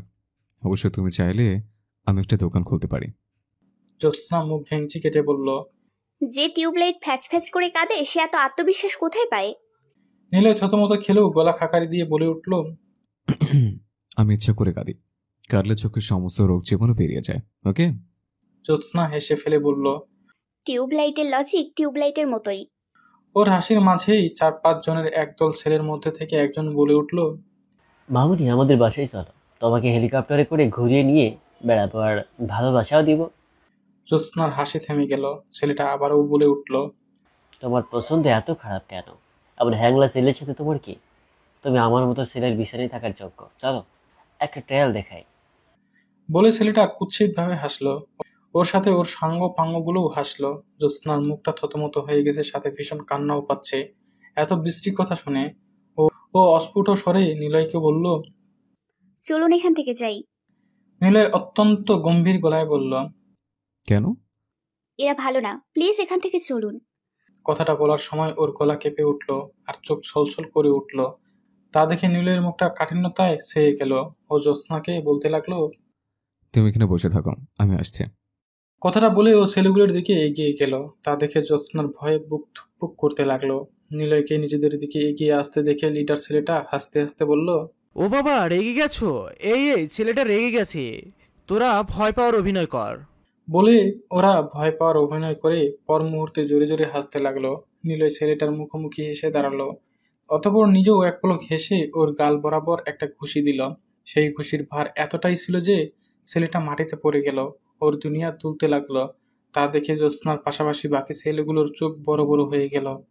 নিলয় থামলো না। ও মাটিতে পড়ে থাকা ছেলেটার উপর ঝুঁকে ওর মুখে এলোপাতাড়ি ঘুষি মারতে লাগলো। বাকি ছেলেগুলো এবার ভয় পেয়ে গেল। ওরা নিলয়কে আটকানোর চেষ্টা করতে লাগলো, কিন্তু পারলো না। নিলয় একের পর এক ঘুষি মেরেই চলেছে আর বলতেছে, যে মুখ দিয়ে খারাপ কথা বলে আমার জ্যোৎস্নার চোখে পানি এনেছিস, সে মুখ আমি ভেঙে দেব। অবস্থা ব্যাকতিক দেখে জ্যোৎস্না হন্তদন্ত হয়ে ওর দিকে এগিয়ে এসে ওর কাঁধ ঝাঁকিয়ে বলল, প্লিজ থামুন, মরে যাবে। মরলে মরুক, ওর জন্য মৃত্যু উপযুক্ত। ও থামছে না। জ্যোৎস্না দিশাহারা হয়ে পড়ল। পার্কে খুব একটা ভিড় নেই, তাই সাহায্যও নিতে পারবে না ও। জ্যোৎস্না নিলয়ের কলার টেনে বলল, এই নিলয়, হয়েছে তো, থামুন এবার। নিলয় এবার থেমে গেল। ও জোরে জোরে নিঃশ্বাস নিচ্ছে। এই প্রথমবার জ্যোৎস্নার মুখে নিজের নাম শুনে ও থামতে বাধ্য হলো। ছেলেটাকে আত্মরা অবস্থায় ফেলে রেখে ও হাত উঁচিয়ে বলল, দ্বিতীয়বার আমার জ্যোৎস্নার সাথে বেয়াদবি করার আগে 1000 বার ভাববে। জ্যোৎস্না ওকে টানতে টানতে নিয়ে গেল। বাকি ছেলেগুলো নিজের বসকে গিয়ে আগলে নিল। নিলয়ের হাত থেকে রক্ত ঝরছে। তা দেখে জ্যোৎস্না উত্তেজিত হয়ে বলল, হায় আল্লাহ, আপনার হাত থেকে রক্ত পড়ছে। নিলয়ের মুখটা এখনো কঠিন হয়ে আছে। ও কাট কাট গলায় বলল, যার ছড়ার সে ছড়বে, তুমি চুপচাপ হাঁটো। জ্যোৎস্না হাঁটলো না। ও দোকান থেকে একটা ব্যান্ডেজ কিনে এনে নিলয়কে এক জায়গায় বসিয়ে দিয়ে ওর হাত ব্যান্ডেজ করে দিতে লাগলো। হঠাৎ নিলয়ের দিকে চোখ যেতেই দেখলো ওর মুখ লাল বর্ণ ধারণ করেছে। তবে এটা রাগের জন্য না, বরং ও লজ্জায় লাল হয়েছে। তা দেখে জ্যোৎস্নার হাসি পেল। ও গলা খাকারি দিয়ে বলল, আমার টিউবলাইটের দুটো অজানা রূপ দেখলাম আজ। এক, এতটা ভয়ঙ্কর যে হতে পারে সেটা ভাবিনি। দুই, আপনি লজ্জা পেলে আপনার মুখ আর কান লাল হয়ে যায়। ছ্যাঃ। নিলয় নিজের স্বভাবে ফিরে এসে বলল, যা দুষ্ট, রাস্তাঘাটে কি এভাবে হাত ধরে? আমার বলছে লজ্জা করে না? তো নির্লজ্জ হয়ে গেছে জ্যোৎস্না। প্রকৃতি আজ শান্ত রূপ ধারণ করেছে। গাছে গাছে বাসা বাঁধা পাখিরা শান্ত, বাতাস শান্ত। তেমনি শান্ত হয়ে রাত সেই শান্ত প্রকৃতির প্রতি নজর দিয়েছে। নজর প্রকৃতির দিকে থাকলেও মন যে অজানা গন্তব্যে পাড়ি জমিয়েছে। মন আর মস্তিষ্কে শুধু গুবরাজের শেষোক্ত কথা আর ওর মলিন মুখখানা ঘুরপাক খাচ্ছে। প্রকৃতি দেখা থেকে অব্যাহতি নিয়ে রাত অবহেলায় পড়ে থাকা ফোনটার দিকে তাকালো। একজনকেও ফোন দিতে যাচ্ছে, কিন্তু কোথায় যেন একটু দ্বিধা কাজ করছে। বারবার ফোনে হাত দিতে ধরেও থেমে গেল। অবশেষে ফোনটা হাতে নিল ও, কিন্তু যাকে ফোন দেওয়ার কথা তাকে দিচ্ছে না। ফোনের স্ক্রিনে পুলিশ নামটা জলজল করছে। রাত সেই সেভ করা নাম্বারটার দিকেই অনেকক্ষণ তাকিয়ে থাকলো। কয়েকবার হাতটা কল অপশনে চলে গেলেও শেষ মুহূর্তে হাত সরিয়ে নিয়েছে রাত। এসব দোনামোনা করতেই 1 ঘন্টা চলে গেল, কিন্তু লাভের লাভ কিছুই হলো না। হঠাৎ কথা থেকে জ্যোৎস্না উড়ে এসে কল অপশনে ক্লিক করলো। রাত 4 পর নাই অবাক হয়ে বলল, যেটা তোর করার কথা ছিল গাধা। রাত ফোন কেটে দেওয়ার চেষ্টা করতে ধরলেই জ্যোৎস্না ওকে আটকাতে লাগলো। ওদের দু বোনের ধস্তাধস্তির মাঝে ওদিকে ফোন রিসিভ হয়ে গেল। তা দেখে জ্যোৎস্না বাঁকা হেসে বলল, এবার সামলাও, আমি চললুম। জ্যোৎস্না যেমন উড়ে এসেছিল তেমনি নাচতে নাচতে চলে গেল রুম থেকে। ওর গমন পথের থেকে চোখ সরিয়ে রাত কম্পিত হাতে ফোনটা নিজের কানে রাখলো, তবে কথা বলল না। অবশ্য গুবরাজও এখনো কিছু বলছে না। এভাবে কয়েক মিনিট কেটে গেল। অতঃপর রাত বড় করে একটা শ্বাস নিয়ে নমনীয় কণ্ঠে বলল, শুনুন। পাক্কা 1 মিনিট পর গুবরাজ গমগমে স্বরে বলল, আসলে আমি কি? আমি তখন ওভাবে বলতে চাইনি। আপনাকে কষ্ট দেওয়ার কোনো ইচ্ছেই আমার ছিল না। কিন্তু দিয়েছো। আমি তো ইচ্ছে করে বলেছিলাম, মন থেকে বলিনি। তো মনে কি ছিল? আমি আপনাকে বিয়ে করতে চাই না, এটা সত্যি বলছি, মন থেকে বলিনি। বুঝলাম, মন থেকে বলনি, এটা বাইরের কথা ছিল। আমি জানতে চাচ্ছি ভেতরের কথা কি ছিল। রাত হাঁসফাঁস করতে লাগলো, তবুও অস্পষ্ট স্বরে বলে উঠল, এর উল্টোটা। তার মানে আমাকে বিয়ে করতে চাও তুমি? রাতের অবস্থা বেগতিক হয়ে গেল। এই লোক ওকে কথার জালে ফাঁসাতে চাচ্ছে, আরও ফেসেও যাচ্ছে। ওর থেকে জবাব না পেয়ে গুবরাজ কাট গলায় বলল, ও বুঝেছি, সেটাও চাও না। তুমি শুধু চাও আমি যেন বিয়েটা ভেঙে দেই, তাই না? আচ্ছা ঠিক আছে, তাই হবে, রাখছি। বলে গুবরাজ ফোন কেটে দিল। রাত থম মেরে বসে থাকলো। ওর হঠাৎ ভীষণ খারাপ লাগতে শুরু করলো। এভাবে কয় মিনিট বসে থাকলো সেটা রাত জানে না। তবে বাবার ডাকে ওর ধ্যান ভাঙলো। জুবায়ের সিদ্দিকী গম্ভীর গলায় বললেন, গুরবাজ ফোন দিয়ে এসব কি বলল? জিম, দ্রুত নিচে নেমে এসো। রাত বুঝে গেল জিম বলতে ওকেই ডাকছে ওর বাবা। তার মানে গুবরাজ বিয়ে ভেঙে দিল। এত সহজেই কিভাবে ভেঙে দিল? না, রাত এসব ভাবতে পারছে না। ও তৎক্ষণাৎ গুবরাজের নাম্বারে ডায়াল করলো। 2 বার রিং পড়তেই রিসিভ হলো। রিসিভ হতেই রাত কম্পিত গলায় বলে উঠল, সত্যি বিয়ে ভেঙে দিলেন? হ্যাঁ, তো সেটাই তো তুমি চেয়েছিলে। আমি তো তোমার ইচ্ছাই পূরণ করলাম, এতেও সমস্যা? রাতের এবার চোখ ছলছল করে উঠল। ও ভেজা কণ্ঠে বলতে লাগলো, হ্যাঁ সমস্যা, কারণ আমি ওটা চাইনি। আমি আপনাকে বিয়ে করতে চাই, আর হ্যাঁ ভালোবাসবো, সত্যি বলছি। তবুও বিয়ে ভাঙবেন না প্লিজ। বলতে বলতে রাত কেঁদে ফেলল। ক্ষণকাল ওকে কাঁদতে দিয়ে গুবরাজ অস্পষ্ট হেসে অত্যন্ত নমনীয় কণ্ঠে বলল, এই যে আমার বাচ্চাদের মাম্মা, কান্না থামাও আর বিয়ের প্রস্তুতি নাও। আমি 1 মাস পরের বিয়েটা ভেঙে দিয়ে সেটা পরশুতে এনেছি। রাত কান্না থামিয়ে হতভম্ব গলায় বলল, মানে কি? তুমি ভাবলে কিভাবে আমি তোমার সাথে বিয়ে ভেঙে দিব? না, কখনোই না। তুমি চাও আর না চাও, ভালোবাসো আর না বাসো, তবু আমার বউ হয়ে থাকতে হবে।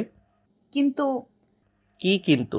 তবে তোমার ভুল বোঝাবুঝির কারণে আমি তোমার এমন রূপ দেখব সেটা ভাবতে পারিনি। এবার তো আমি তোমাকে আরও বেশি করে ভালোবেসে ফেললাম। বাই দ্য ওয়ে, নিচে গিয়ে দেখো আসল কাহিনী কি। ভুলভাল ভেবে কান্না করো না।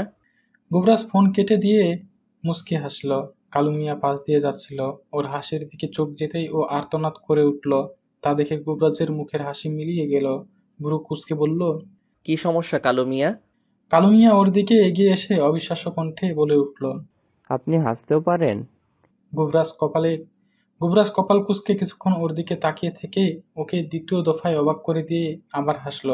তা দেখে কালু মিয়া আর্তনাদ করে বলতে লাগলো, স্যার, আপনার উপর জিন আসর করেছে।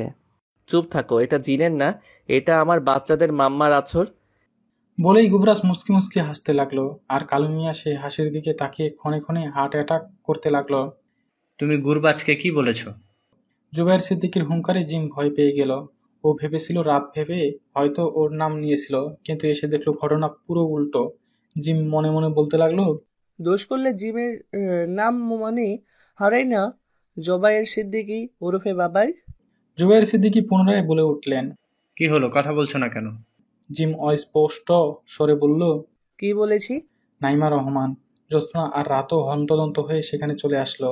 সবার হয়ে রাত ব্যস্ত কণ্ঠে বলে উঠল, জি ওনাকে কি বলেছে বাবা? কি বলছো জানো? সবাই একযোগে বলল। জুবায়ের সিদ্দিকী ভ্রু কুঁচকে ওদের দিকে 1 সেকেন্ড তাকিয়ে থেকে বললেন, ঠিক আছে, আমি বলছি। এই লিলিপুট গুরবাজকে বলেছে তাড়াতাড়ি আপুকে বিয়ে করে নাও। আপুর বিয়ে হলে আমার বিয়েটাও নির্দ্বিধায় হয়ে যাবে। সবাই অবিশ্বাস্য দৃষ্টিতে জিমের দিকে তাকালো। অবশ্য জিমও অবিশ্বাস্য দৃষ্টিতে বাবার দিকে তাকিয়ে আছে। জুবায়ের সিদ্দিকী পুনরায় বলতে লাগলেন, এখন গুরবাজ বিয়ের ডেট এগিয়ে এনেছে। ও পরশু রাতেই বিয়ে করতে চায় এবং এটাই নাকি ওর ফাইনাল ডিসিশন। এরই মাঝে জ্যোৎস্না বলে উঠল, কি রে জিম, আমার টিউব না মানে দ্বিতীয় জনকে বলিসনি? নাইমা রহমান গরম চোখে তাকাতেই জ্যোৎস্না থতমত খেয়ে মাথা নিচু করে ফেলল। নাইমা রহমান কণ্ঠটা খাটো করে শুধুমাত্র ওকে শোনানোর জন্য দাঁতে দাঁত চেপে বললেন, নির্লজ্জ মেয়ে, মুখে কিছুই আটকায় না, একদম নিজের বাপের মতো স্বভাব পেয়েছে। জ্যোৎস্না প্রথম দফায় লজ্জা পেলেও বাবার প্রসঙ্গ আসতেই হেসে ফেলল। তা দেখে নাইমা রহমান পুনরায় কিছু বলতে যাবেন, তার আগেই জিমের কথা শুনে উনি থেমে গেলেন।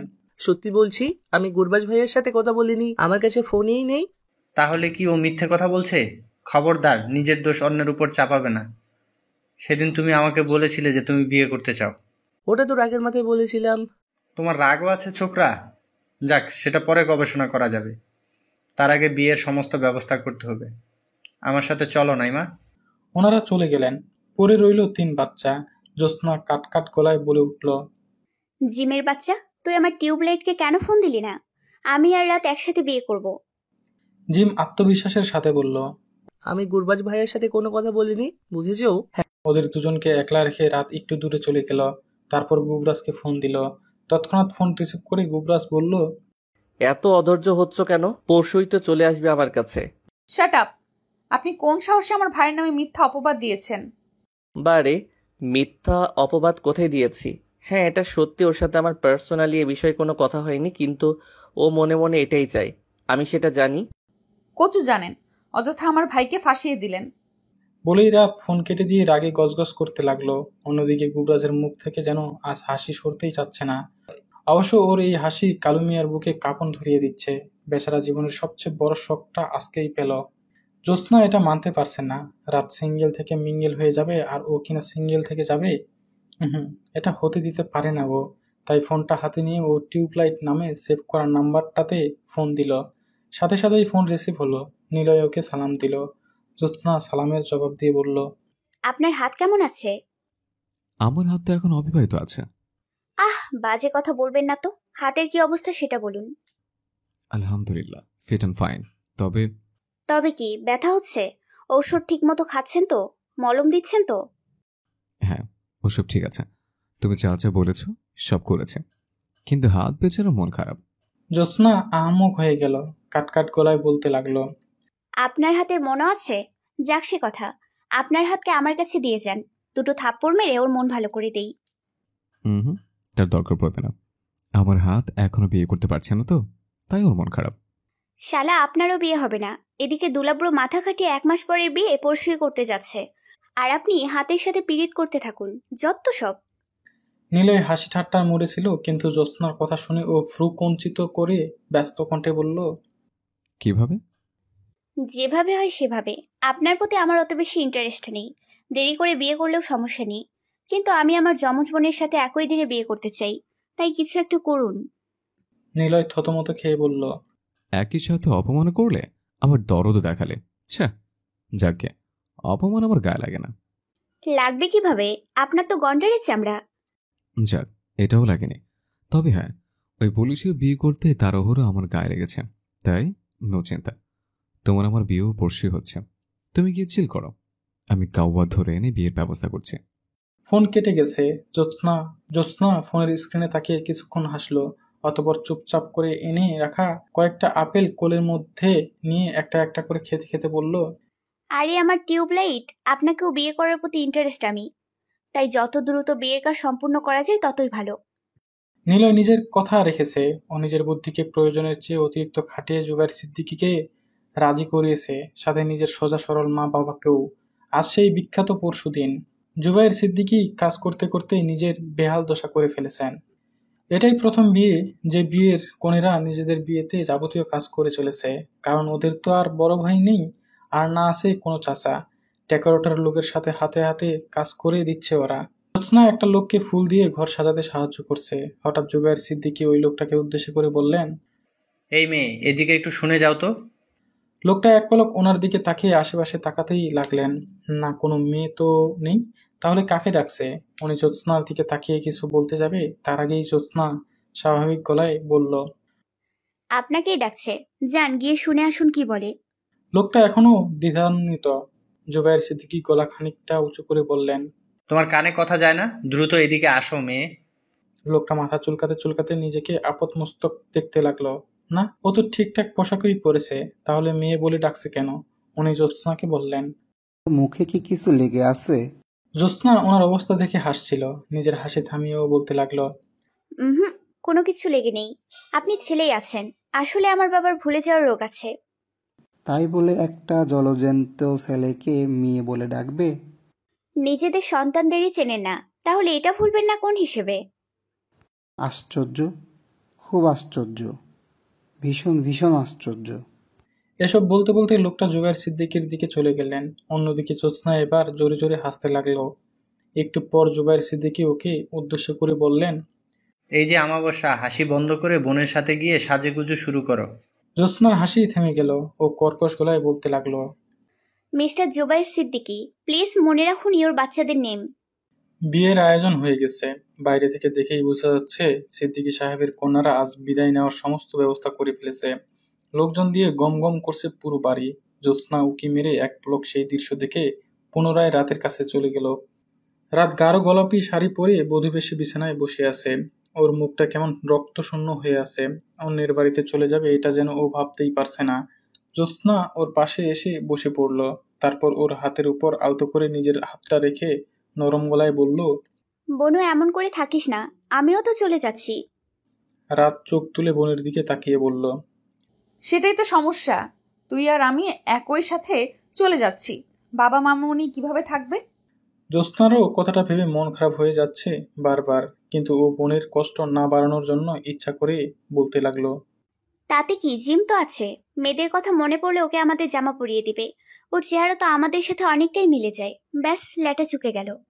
জিম রুমের ভিতরে প্রবেশ করতে করতে বলল, সারাদিন শুধু এই মন কুটিল বুদ্ধি রচনা করে এই জ্বালা থেকে বাঁচার জন্য আমি বড় লোক একটা মেয়েকে পটিয়ে ঘর জামাই থেকে যাব। এত মন খারাপের মাঝেও রাত হেসে ফেলল। ওকে হাসতে দেখে জ্যোৎস্না কিছুটা স্বস্তি পেল। তবে জিমকে কি আর এত সহজে ছেড়ে দেওয়া যায়? তাই ও বসা থেকে উঠে গিয়ে ওর কান টেনে ধরে বলল, ওলে আমার ঘর জামাই রে, বইয়ের হাতে নিয়মিত ঝাঁটার বাড়ি খাবি আহাম্মক। জিম নিজের কানকে ছাড়িয়ে নিয়ে গরম চোখে বোনের দিকে তাকিয়ে বলতে লাগলো, তবু ভালো, তোমার থেকে অন্তত বেঁচে যাব। অবশ্য একটু পরেই বেঁচে যাব। তোমাদের উহুরা চলে এসেছে, চলো নিচে চলো। রাতের মুখের হাসি আবার মিলিয়ে গেল। জিম তারা দেওয়ায় দু বোন এক এক করে নিচে নামতে লাগলো। ড্রয়িং রুমের সবাই নিজেদের মধ্যে খোশ গল্পে মেতেছিল। তবে কনেদের দিকে নজর যেতেই ওরা গল্প বাদ দিয়ে সেদিকে মুগ্ধ হয়ে তাকিয়ে থাকলো। বাকি সবার মতো নিলয় আর গুবরাজের চোখও সেই দিকে চলে গেল। নিলয় মুগ্ধ হতে গিয়েও হতে পারল না, কারণ ডাবল জ্যোৎস্নাকে দেখতে পারছে ও। কিভাবে বুঝবে এর মধ্যে থেকে ওরটা কোনটা? এই সমস্যা থেকে মুক্তি পাওয়ার জন্য ও গুবরাজের দিকে নজর দিল। গুবরাজ অবশ্য স্বাভাবিকভাবেই মোহিত নজরে এক জনের দিকে তাকিয়েই আছে। নিলয় গলা খাকারি দিয়ে বলল, শাড়ি দুটো সুন্দর না? একে শাড়ি দুজন পরেছে, ভালোই মানিয়েছে। গুবরাজ ছোট করে বলল, তবে যাই বলো, দুজনের মতো নিচু করে আসা উচিত ছিল। নতুন বউ বলে কথা। আমার জন মাথা নিচু করে রেখেছে, তুমি তোমারটার কথা ভাবো। নিলয় সকলের অবসরে বিজয়ের হাসি হাসল। ওর মিশন কমপ্লিট হয়েছে। নিজের বউকে খুঁজে পেয়েছে। এবার তাই আত্মবিশ্বাসের সহিত মুখে সামান্য হাসি ফুটিয়ে রাখা, আশেপাশে নজর বোলাতে থাকা জ্যোৎস্নার দিকে মুগ্ধ নয়নে তাকালো আর বিড়বিড় করে বলল, মাথা নিচু করে কেন হাঁটবে আশ্চর্য? যদি পড়ে যায়? পুলিশের বউটা এত বোকা? ছ্যা। জ্যোৎস্না রাত কাছাকাছি চলে আসার পরেও ওদের হবু স্বামীদের নজর ওদের থেকে সরল না, বরং সেটা আরও বেড়ে গেল। নিজেদের প্রিয়তমদের পাশে বসে ওরা মাথা নিচু করে রাখল। বেশ কিছুক্ষণ পর কাজী সাহেব চলে আসলেন। বহু সময় প্রতীক্ষার পর দুই বিয়ে সম্পূর্ণ করলেন। তবে জ্যোৎস্নার ক্ষেত্রে কম পরিশ্রম করলেও রাতের ক্ষেত্রে ওনার পরিশ্রম বেশি গেল। ওর কান্না বাত মানছিল না। কবুল বলার সময় এই যে কান্না শুরু করেছিল, সে কান্না এখনও অব্যাহত আছে। জ্যোৎস্না কাঁদেনি এমনটা নয়, কিন্তু রাত মরা কান্না জুড়ে দিয়েছে। একটু আগে বোনদের বিদায় করতে পারলে বেঁচে যাবে বলতে থাকা জিমও জোরে জোরে কান্না করতে লাগলো। সারাদিন যে বোনদের আশেপাশে ঘুরঘুর করতো, তারা চলে যাবে ভাবলেই ওর বুক ফেটে যাচ্ছে। বিদায়ের সময় 3 ভাই বোনকে আলাদা করা দায় হয়ে পড়ল। ওদের অবস্থা দেখে ওখানে উপস্থিত সবার চোখ ছলছল করে উঠল। নাইমা রহমান নিজের মেয়েদের অনেকক্ষণ নিজের সাথে আঁকড়ে রাখলেন। এভাবেই অনেক সময় কেটে গেল। এই পুরো সময় গুবরাজ আর নিলয় ছিল নীরব দর্শক। নিজেদের প্রিয় মানুষকে তাদের প্রিয় মানুষের সাথে সময় কাটাতে দিল। ওদের মাঝে আজ কোনো তাড়া নেই, তবুও যেতে তো হবেই। তাই জুবায়ের সিদ্দিকী রাতকে নিয়ে এসে গুবরাজের হাতে দিয়ে ভেজা কণ্ঠে বলতে লাগলেন, আমার মেয়েটাকে দেখে রেখো বাবা। পুলিশের অভিনয় করতে করতে আবার জ্যোৎস্নাকে আবার জেলে ভরে দিও না। ওনার কথা শোনা মাত্রই গালিব মেহতাব বুকে হাত দিয়ে আর্তনাদ করে বললেন, কি জ্যোৎস্না? ভাইজান ভুল মানুষকে এনে দিলেন না তো? আমার বৌমা রাত, জ্যোৎস্না না। গুবরাজ তৎক্ষণাৎ জবাব দিল, এটাই আমার রাত। জোবাইয়ের বাবা ভুল করে জ্যোৎস্না বলে ফেলেছেন, ডোন্ট মাইন্ড। রাত মুমূর্ষু অবস্থায় থাকলেও চকিতে গুবরাজের মুখটার দিকে এক পলক তাকালো, অতঃপর চোখ সরিয়ে নিল। ওদিকে গালিব মেহতাবের হাত এখনও তার বুকে অবস্থান করছে। তা দেখে মনসুর নিজে জোরে জোরে শ্বাস নিতে নিতে বলল, স্যার আমার মতো করুন, সমস্যা নেই, ভয় পাবেন না। শ্বাস কোনো মেয়ে নয় যে আপনার ক্ষতি করবে। মনসুরের কথা শুনে গালিব মেহতাব শান্ত হলেন। ওদিকে রাতের কান্নাকে তোয়াক্কা না করে জুবায়ের সিদ্দিকী বুকে পাথর চাপা দিয়ে মেয়েকে গাড়িতে তুলে দিলেন। উনি অনুমতি দিতেও গুবরাজ গাড়ি স্টার্ট করার জন্য ড্রাইভারকে ইশারা করল। রাত এবার আরো জোরে জোরে কান্না করতে লাগলো। ওর দিকে অসহায়ভাবে তাকিয়ে থাকলো গুবরাজ। ওর মনটা ভার হয়ে গেল। সামনের সিট থেকে গালিব মেহতাব বলতে লাগলেন, মা কেঁদো না, আমাদের বাড়িতে কোনো মেয়ে মানুষ নেই, তাই কুটনামি করার মতো কাউকে পাবে না। আর হ্যাঁ, আমি সব কাজ করতে পারি, গুবরাজও পারে, আমাদের দ্বারা কাজ করিয়ে নিতে পারবে। রাত কান্না থামিয়ে আহাম্মক হয়ে শ্বশুরের দিকে তাকালো। এমন কোথাও আশা করেনি, তবে একজনের স্পর্শ পেতেই ও থমকে গেল। গুবরাজ ওর হাতকে নিজের শক্ত হাতের মুঠোয় পরে নিল। ও তাকাতেই গুবরাজ শান্ত স্বরে বলল, রিল্যাক্স, কিচ্ছু হয়নি। যখন ইচ্ছা তখন আসতে পারবে, আমি নিজে রেখে যাব। এক মেয়েকে বিদায় জানানোর পর দ্বিতীয় মেয়েকেও বিদায় জানানোর সময় চলে আসলো। জ্যোৎস্নার অবস্থা কোনো অংশে রাতের থেকে ভালো নয়। কাঁদতে কাঁদতে ওর গলা শুকিয়ে গেছে। জিমু বোনের শাড়ির আঁচল টেনে ধরে কেঁদে চলেছে। নাইমা রহমান এসব সহ্য করতে না পেরে চুপ করে এক জায়গায় বসে আছেন। জুবায়ের সিদ্দিকী মেয়েকে নিলয়ের হাতে তুলে দিয়ে বলতে লাগলেন, আমার জিমকে কোনো অবস্থাতেই কষ্ট দিবে না। ওর একটু পরপর ক্ষুধা লাগে, তাই সময় মতো ওর খাবারের ব্যবস্থা করবে বাবা। সকলের কান্না কয়েক মুহূর্তের জন্য থেমে গেল। জিমার জ্যোৎস্না ক্রন্দনরত চোখেই অগ্নি বর্ষণ করে বাবার দিকে তাকালো। জুবায়ের সিদ্দিকী সেই চাহনি দেখে থতমত খেয়ে গেলেন। তাই গলা খাকারি দিয়ে বলতে লাগলেন, গুরবাজ, ওকে দ্রুত নিয়ে যাও, আমি এই কষ্ট আর সহ্য করতে পারছি না। নিলয় তৎক্ষণাৎ বলে উঠল, বাবা আমি নিলয়। জুবায়ের সিদ্দিকী দ্বিতীয় দফায় থতমত খেয়ে গেলেন। তাই চট জলদি নজর ঘুরিয়ে নিয়ে নিলয়ের বাবা মায়ের সাথে কথা বলতে লাগলেন। একটু পর জ্যোৎস্নাকেও বিদায় দেওয়া হলো। দুই কন্যার বিদায়ে পুরো সিদ্দিকী পরিবারে শোকের ছায়া নেমে আসলো। ভগ্ন হৃদয়ে পড়ে রইল তারা। খুব বেশি আত্মীয় স্বজন না থাকায় গালিব মেহতাবই রাত আর গুবরাজকে তাদের রুমে দেখে গেলেন। গালিব মেহতাব চলে গেলেই নফল নামাজের মাধ্যমে নতুন জীবন শুরু করলো রাত আর গুবরাজ। হঠাৎ ফুল দিয়ে সাজানো বিছানার দিকে নজর যেতেই রাতের ভয় করতে লাগলো। ও এসবের জন্য একটুও প্রস্তুত না। গুবরাজের ডাকে ওর ধ্যান ভাঙলো। গুটি গুটি পায়ে ও গিয়ে বিছানায় বসে পড়ল। বাথরুম থেকে ফ্রেশ হয়ে এসে গুবরাজ ওর সম্মুখে বসে পড়ল। ওর উপস্থিতি রাতের ভয় দ্বিগুণ বাড়িয়ে দিল। কিছুক্ষণ নীরবতার পর গুবরাজ শান্ত গলায় বলল, তোমার হাতটা দাও। রাত তৎক্ষণাৎ দিল না। গুবরাজ 2-3 বার বলার পরও হাত উঁচু করল। পাঞ্জাবির পকেট থেকে একটা ব্রেসলেট বের করে সেটা রাতের হাতে পরিয়ে দিতে দিতে গুবরাজ বলল, দীর্ঘ সঞ্চয়ের পর আমি তোমার জন্য একটা সোনার ব্রেসলেট বানাতে সক্ষম হয়েছি। রাত কৌশলবশত জিজ্ঞাসা করল, দীর্ঘ সময়? আমাকে কতদিন থেকে চেনেন আপনি? যেদিন দেখতে গিয়েছিলাম সেদিন থেকেই, আগে কখনো দেখিনি। তবে হবু বউয়ের জন্য দীর্ঘদিন ধরে সঞ্চয় করছিলাম, আর সেটা তো তুমি। রাত কিছু বলল না, তবে একটা প্রশ্ন মাথায় আসতেই ও বলতে লাগলো, একটা কথা জিজ্ঞেস করতে পারি? নিঃসন্দেহে রাত সিদ্দিকী। আমাকে আপনি এত সহজে কিভাবে চিনতে পারেন? আব্বুই তো সবসময় চিনতে পারে না। গুবরাজ অস্পষ্ট হেসে বলল, তোমার ভ্রুর উপরে ছোট্ট একটা তিল আছে যেটা জ্যোৎস্নার নেই। কিন্তু সেটা তো অনেক ছোট। ভুলে যেও না আমি পুলিশ, এসব ক্ষেত্রে আমার নজর অত্যন্ত তীক্ষ্ণ। তার উপর তুমি আমার বউ বলে কথা, তোমাকে চিনব না এটা হতে পারে? রাত ক্ষণকাল চুপ থেকে বলল, আচ্ছা বুঝলাম, কিন্তু দূর থেকেও কিভাবে চিনতে পারেন? তোমার মুখের সমস্ত এক্সপ্রেশন আমার মুখস্থ। তোমার মুখের আলাদা একটা বৈশিষ্ট্য আছে যেটা জ্যোৎস্নার মুখে নেই। তোমার মুখে সবসময় লাজুকতা, সরলতা আর মায়া থাকে। অন্যদিকে জ্যোৎস্নার মুখে দুষ্টুমি, আত্মবিশ্বাস আর হাসি রেখা ফুটে থাকে। রাত হতভম্ব গলায় বলল, এত গভীরভাবে পর্যবেক্ষণ করেছেন? করব না কেন? তুমি আমার অনেক শখের মানুষ। কথাটা বলে গুবরাজ মুচকে হাসল। সেই হাসির দিকে তাকিয়ে রাতের পীরে চমকে উঠল ও অস্পুষ্ট স্বরে বলল, আপনি হাসতেও পারেন? গুবরাজ জোরে হেসে উঠল। অতঃপর ঠোঁটের কোণে বাঁকা হাসি ফুটিয়ে বলতে লাগলো, আরো অনেক কিছু করতে পারি, দেখাবো? রাত গুবরাজের চাহনি দেখে ভয়ে ঢোক গিলল। একটু একটু করে এগিয়ে এসে গুবরাজ রাতের কপালে অনেক সময় নিয়ে চুম্বন করলো। অতঃপর রাতের উষ্ঠে হাত বোলাতে বোলাতে বলল, শুধু এটা না, আরো অনেক কিছু করতে পারি, দেখাবো? দেখাই। কি বলো রাত সিদ্দিকী?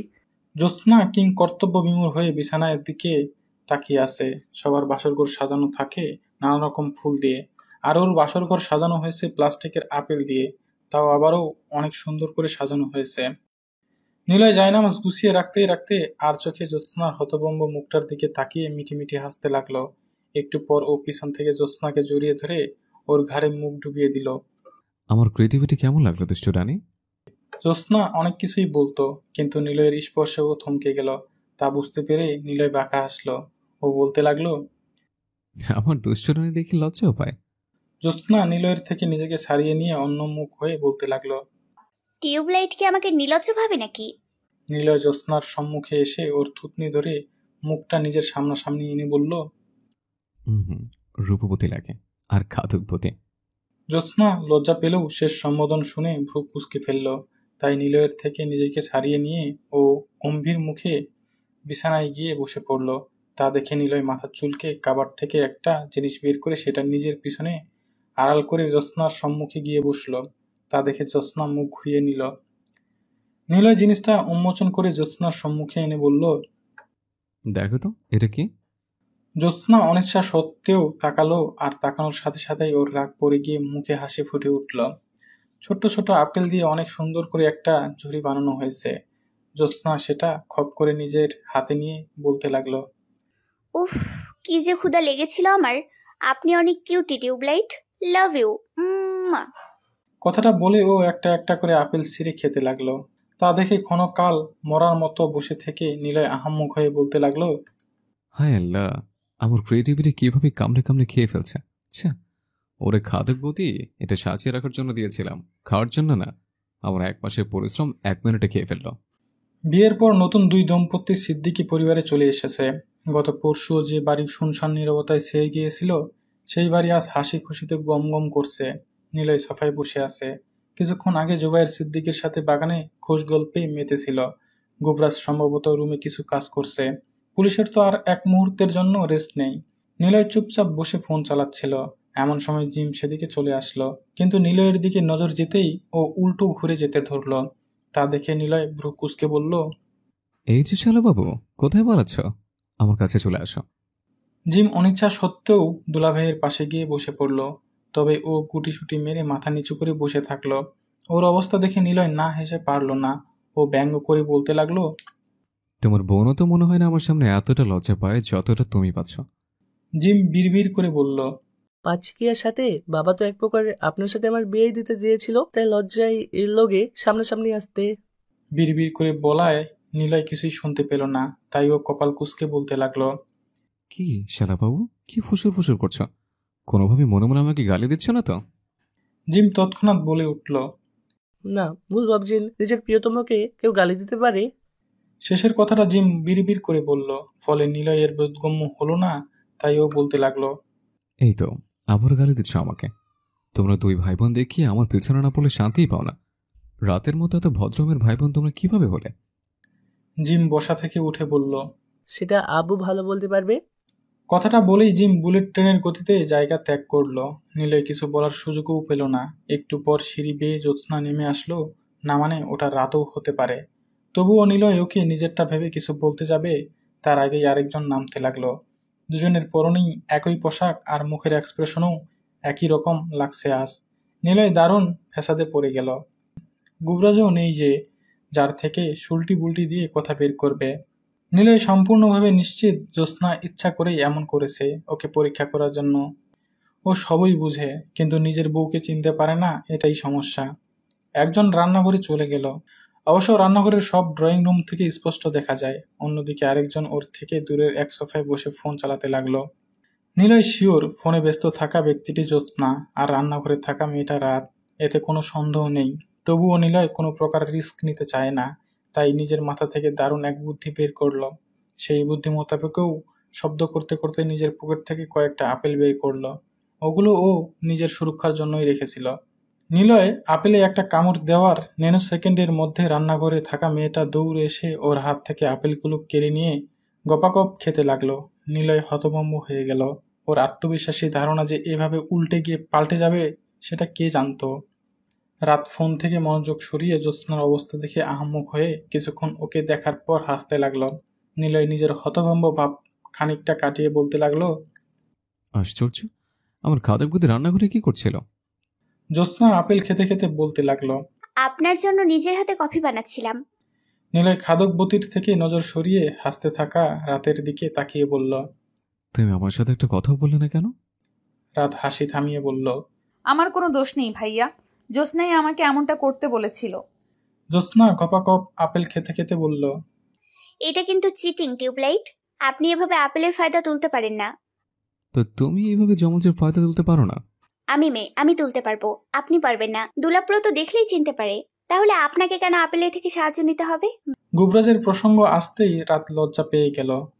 ওদের কিভাবে বলবে যে গুবরাজ ওকে সবসময় গভীরভাবে পর্যবেক্ষণ করে। নিলয় বলতে লাগলো, আপেল নিচে থেকে সাহায্য করতে চেয়েছিল, তাই মানা করতে পারেনি। জ্যোৎস্না খাওয়া বাদ দিয়ে দাঁত কিরমির করে বলতে লাগলো, বাজে কথা বলে পার পেয়ে যাবেন ভেবেছেন? জ্যোৎস্না কিছু বলল না, কারণ নিলয়ের কথায় লজিক তো আছেই, তাই ও কফি বানানোর সল দেখে কেটে পড়ল। অন্যদিকে রাত ওদের কাণ্ড বেশ এনজয় করছিল, কিন্তু ফোনে একটা মেসেজ এসে ওর মনোযোগ বিঘ্নিত করলো। গুবরাজ লিখেছে, রুমে আসো রাত সিদ্দিকি, জরুরি দরকার। রাত তৎক্ষণাৎ উপরে যাওয়ার জন্য পা বাড়ল। ও চলে যেতেই নিলয় রান্নাঘরে চলে গেল। অবশ্য আসার আগে ভালোভাবে দেখে নিল আশেপাশে কেউ আছে কিনা। কেউ নেই, তাই ও নির্দ্বিধায় জ্যোৎস্নাকে গিয়ে পিছন থেকে জড়িয়ে ধরল। হঠাৎ এমন স্পর্শে জ্যোৎস্না চমকে উঠল। ব্যস্ত কণ্ঠে বলতে লাগলো, কি করছেন? কেউ দেখে ফেলবে। নিলয় জ্যোৎস্নার ঘাড়ে চুমু খেয়ে বলল, আরে বাবা। জ্যোৎস্না তবুও বাধা দিতে লাগলো, কিন্তু নিলয় নাসর বান্দা, ও ছাড়ল না, বরং জ্যোৎস্নাকে নিজের দিকে ঘোরালো। একটু আগের খাদকবতী আর ঝগড়াটে জ্যোৎস্না এখন লজ্জায় কেমন মিইয়ে গেছে। নিলয় সেই লাজুক লতাকে আরেকটু লজ্জা দেওয়ার জন্য ওর উষ্ট পুটে চুম্বন করতে লাগলো। কোনো জরুরি দরকার আছে ভেবে রাত চটজলদি চলে এসেছে, কিন্তু আসার সাথেই বুঝলো ও মারাত্মক ভুল করে ফেলেছে। ও রুমে প্রবেশ করতেই গুবরাজ দরজা বন্ধ করে দিয়ে রাতকে জড়িয়ে ধরল। রাত অস্পষ্ট স্বরে বলল, এই ছিল জরুরি কাজ? অনেক জরুরি দরকার। বউ শূন্যতায় ভুগছিলাম আমি। রাত নিজেকে ছাড়িয়ে নেওয়ার চেষ্টা করলে গুবরাজ নিজে থেকে ওকে ছাড়িয়ে দিল, তবে নিজের হাতের মুষ্টি থেকে মুক্তি দিল না। ও গভীর নজরে রাতের দিকে তাকিয়ে ধীরে ধীরে ওর উষ্টের দিকে নিজের উষ্ট নিয়ে যেতে লাগলো। পরিশেষে উষ্টদ্বয় মিলিত হয়ে গেল। বেশ কিছুক্ষণ পর ছেড়ে দিলে রাত লজ্জায় লাল হয়ে গেল। ও কাট কাট গলায় বলতে লাগলো, আপনি পুলিশও না, আপনি মানুষও না, আপনি হচ্ছেন নির্লজ্জ। গুবরাজ ঠোঁট মুছছিল। বইয়ের কথা শুনে জোরে জোরে হাসতে লাগলো। সেই হাসির দিকে তাকিয়ে রাত বরাবরের মতো মুগ্ধ হয়ে গেল। এই লোকটাকে হাসলে অনেক সুন্দর লাগে। রাত নিজের মুগ্ধতা কাটিয়ে ভ্রু কুঁচকে বলতে লাগলো, ক্রিকেটার হাসান মাহমুদ আর আপনি একই কোয়ালিটির। হাসান মাহমুদও বিয়ের আগে হাসতো না, কিন্তু বিয়ের পর থেকেই হাসা শুরু করে দিয়েছে। গুবরাজ হাসি থামিয়ে বলল, তোমার নজর সব দিকেই আছে দেখছি। থাকবে না কেন? হাসান মাহমুদ প্রতিপক্ষ ব্যাটসম্যান কষ্ট পাবে জন্য হাসতো না, আর আপনি সময়ের অভাবে হাসতেন না। কিন্তু দুজনেই ভুয়া। আসলে আপনাদের বউ পাওয়ার কুরকুরি উঠেছিল, তাই হাসতেন না। না হেসে পরিবারকে বোঝাতেন যে আমাকে বউ দাও। গুবরাজ জোরে জোরে হেসে ফেলল। বইয়ের থেকে প্রথমবার এত এত কথা শুনে নিজের হাসি আটকাতে পারল না ও। কয়েক বছর অতিক্রম হয়ে গেছে। জ্যোৎস্না রাতের সংসার বেশ ভালোভাবেই কেটেছে এবং কাটছে। ও হ্যাঁ, ওদের দু বোনের কোল আলো করে দুটো মিষ্টি মিষ্টি মেয়ে এসেছে। অবাক করা বিষয়, ওদের বাচ্চারা একই দিনে পৃথিবীতে পদার্পণ করেছে। নিলয় আর জ্যোৎস্নার মেয়ের নাম নূর মোহাম্মদ। অন্যদিকে রাত আর গুবরাজের মেয়ের নাম গুঞ্জন মেহতাব। আজ 2 বছরের ছোট ছোট গুঞ্জন আর নূর নিজেদের নানু বাড়িতে এসেছে বাবা মাকে সাথে নিয়ে। ওর নানার কোলে আধিপত্য গড়ে তুলল আসার সাথে সাথেই। জুবাইর সিদ্দিকী দুজনকেই 2 কোলে নিয়ে বলতে লাগলেন, আমার সোনামণিরা কত বড় হয়ে গেছে। আমার নিলয় আর গুরবাজ মামুনি এখন হাঁটা শিখেছে। ছোট বাচ্চা দুটো নানার দিকে তাকিয়ে খিলখিল করে হাসতে লাগলো। তবে বাচ্চাদের বাবা মায়ের কটমট নজর থেকে বাঁচতে পারলেন না জুবাইর সিদ্দিকী। সবার হয়ে জ্যোৎস্না কঠিন গলায় বলতে লাগলো, বাবা, ওদের মুখে কি কোনো প্রকার দাড়ি চোখে পড়েছে তোমার? দুলাবুড়ো আর ওনার ফটোকপি কি তোমার কোলে চড়ে আছে? জুবাইর সিদ্দিকী থতমত খেয়ে গেলেন। উনি নাতনিদের নিয়ে বাগানের দিকে চলে গেলেন সবার এমন কুটিল দৃষ্টি থেকে বাঁচার জন্য। ওদিকে 15 বছরের জিম মনে মনে স্বস্তির নিঃশ্বাস ফেলে বলতে লাগলো, যাক বাবা, আমার নাম নাইনি এবার, নয়তো সম্পর্ক এক পলকে উল্টে পাল্টে যেত। নিজের স্বস্তি লুকিয়ে জিম বোন আর বোন জামাইয়ের সাথে সৌজন্যমূলক কথাবার্তা বলল। অতঃপর সকলে ফ্রেশ হওয়ার জন্য উপরে চলে গেল। ওরা চলে যাওয়ার অনেকক্ষণ পর নূর আর গুঞ্জন গুটি গুটি পায়ে হাঁটতে হাঁটতে ড্রয়িং রুমে চলে আসলো। 2 বোনে চাইনিজ ভাষায় নিজেদের সাথে কথা বলছে, যেটা বোঝার ক্ষমতা স্বয়ং চাইনিজদেরও নেই। নিজেদের মধ্যে জরুরি কথাবার্তা অব্যাহত রেখে ওরা আধো আধো বুলিয়ে বলতে লাগলো। মাম্মা। অনেকবার ডাকার পরেও জবাব না পেয়ে 2 বোন নিজেদের মধ্যে শলা পরামর্শ করে ডাক পরিবর্তন করে বলতে লাগলো, পাপ্পা। একটু পর গুবরাজ আর নিলয় নিচে নেমে আসলো। হাসি মুখে নিজেদের মেয়েদের কোলে তুলে নিয়ে ওদের নরম নরম গালে টপাটপ চুমু খেতে লাগলো। আর বাচ্চা দুটো খিলখিল করে হাসতে লাগলো। বাবার থেকে আদর পাওয়ার মাঝেই ওদের মাম্মারাও চলে আসলো। কিন্তু জ্যোৎস্না রাতের একই পোশাক পরা দেখে ওদের বাবাদের ভ্রু কুঁচকে গেল। নিলয় বিড়বিড় করে বলতে লাগলো, নিজের বাড়িতে আসলে আমাকে কনফিউজ করা শুরু করে দেয় ঘাতকপতি। তবে জ্যোৎস্না রাত নিজেরাও নিজেদের দেখে অবাক হয়ে গেল। কাকতালীয় ভাবে ওদের পোশাক মিলে গেছে আজকে। মায়েদের দেখতেই গুঞ্জন আর নূর ওদের দিকে হাত বাড়িয়ে দিল। ওরা গিয়ে নিজেদের মেয়েকে কোলে তুলে নিল। তবে হুট করে নূর পিছনে রাতকে দেখে ক্ষণকাল চুপ করে থেকে হাত বাড়িয়ে দিয়ে বলল, মাম্মা। রাত প্রথম দফায় অবাক হলেও বুঝে গেল নূর ওকে জ্যোৎস্না ভাবছে। এদিকে গুঞ্জনও একই ভুল করে জ্যোৎস্নাকে নিজের মাম্মা ভাবছে। ওরা কোল পরিবর্তন না করায় নূর আর গুঞ্জন কান্না শুরু করে দিল। তাই চটজলদি রাত জ্যোৎস্নার মেয়েকে আর জ্যোৎস্না রাতের মেয়েকে কোলে তুলে নিল। একটু পর আবারও দ্বিতীয় জনের দিকে নজর গেলে ওরা কোল পরিবর্তন করার জন্য কান্নাকাটি শুরু করে দিল। এভাবে নন স্টপ কোল পাল্টাপাল্টি চলতেই থাকলো। জ্যোৎস্না রাত ক্লান্ত হয়ে গেল এসব করতে করতে। কিন্তু অবুঝ বাচ্চারা এখনো কনফিউশনে ভুগছে আর কোল পরিবর্তন করেই চলছে। ওদের অবস্থা দেখে গুবরাজ আর নিলয় বহু কষ্টে হাসি আটকে রেখেছে। এক পর্যায়ে ওরা দুজনে জোরে হেসে ফেলে বলল, গ্যারা কলে জ্যোৎস্না রাত। গ্যারা কোলে জ্যোৎস্না রাত সমাপ্ত।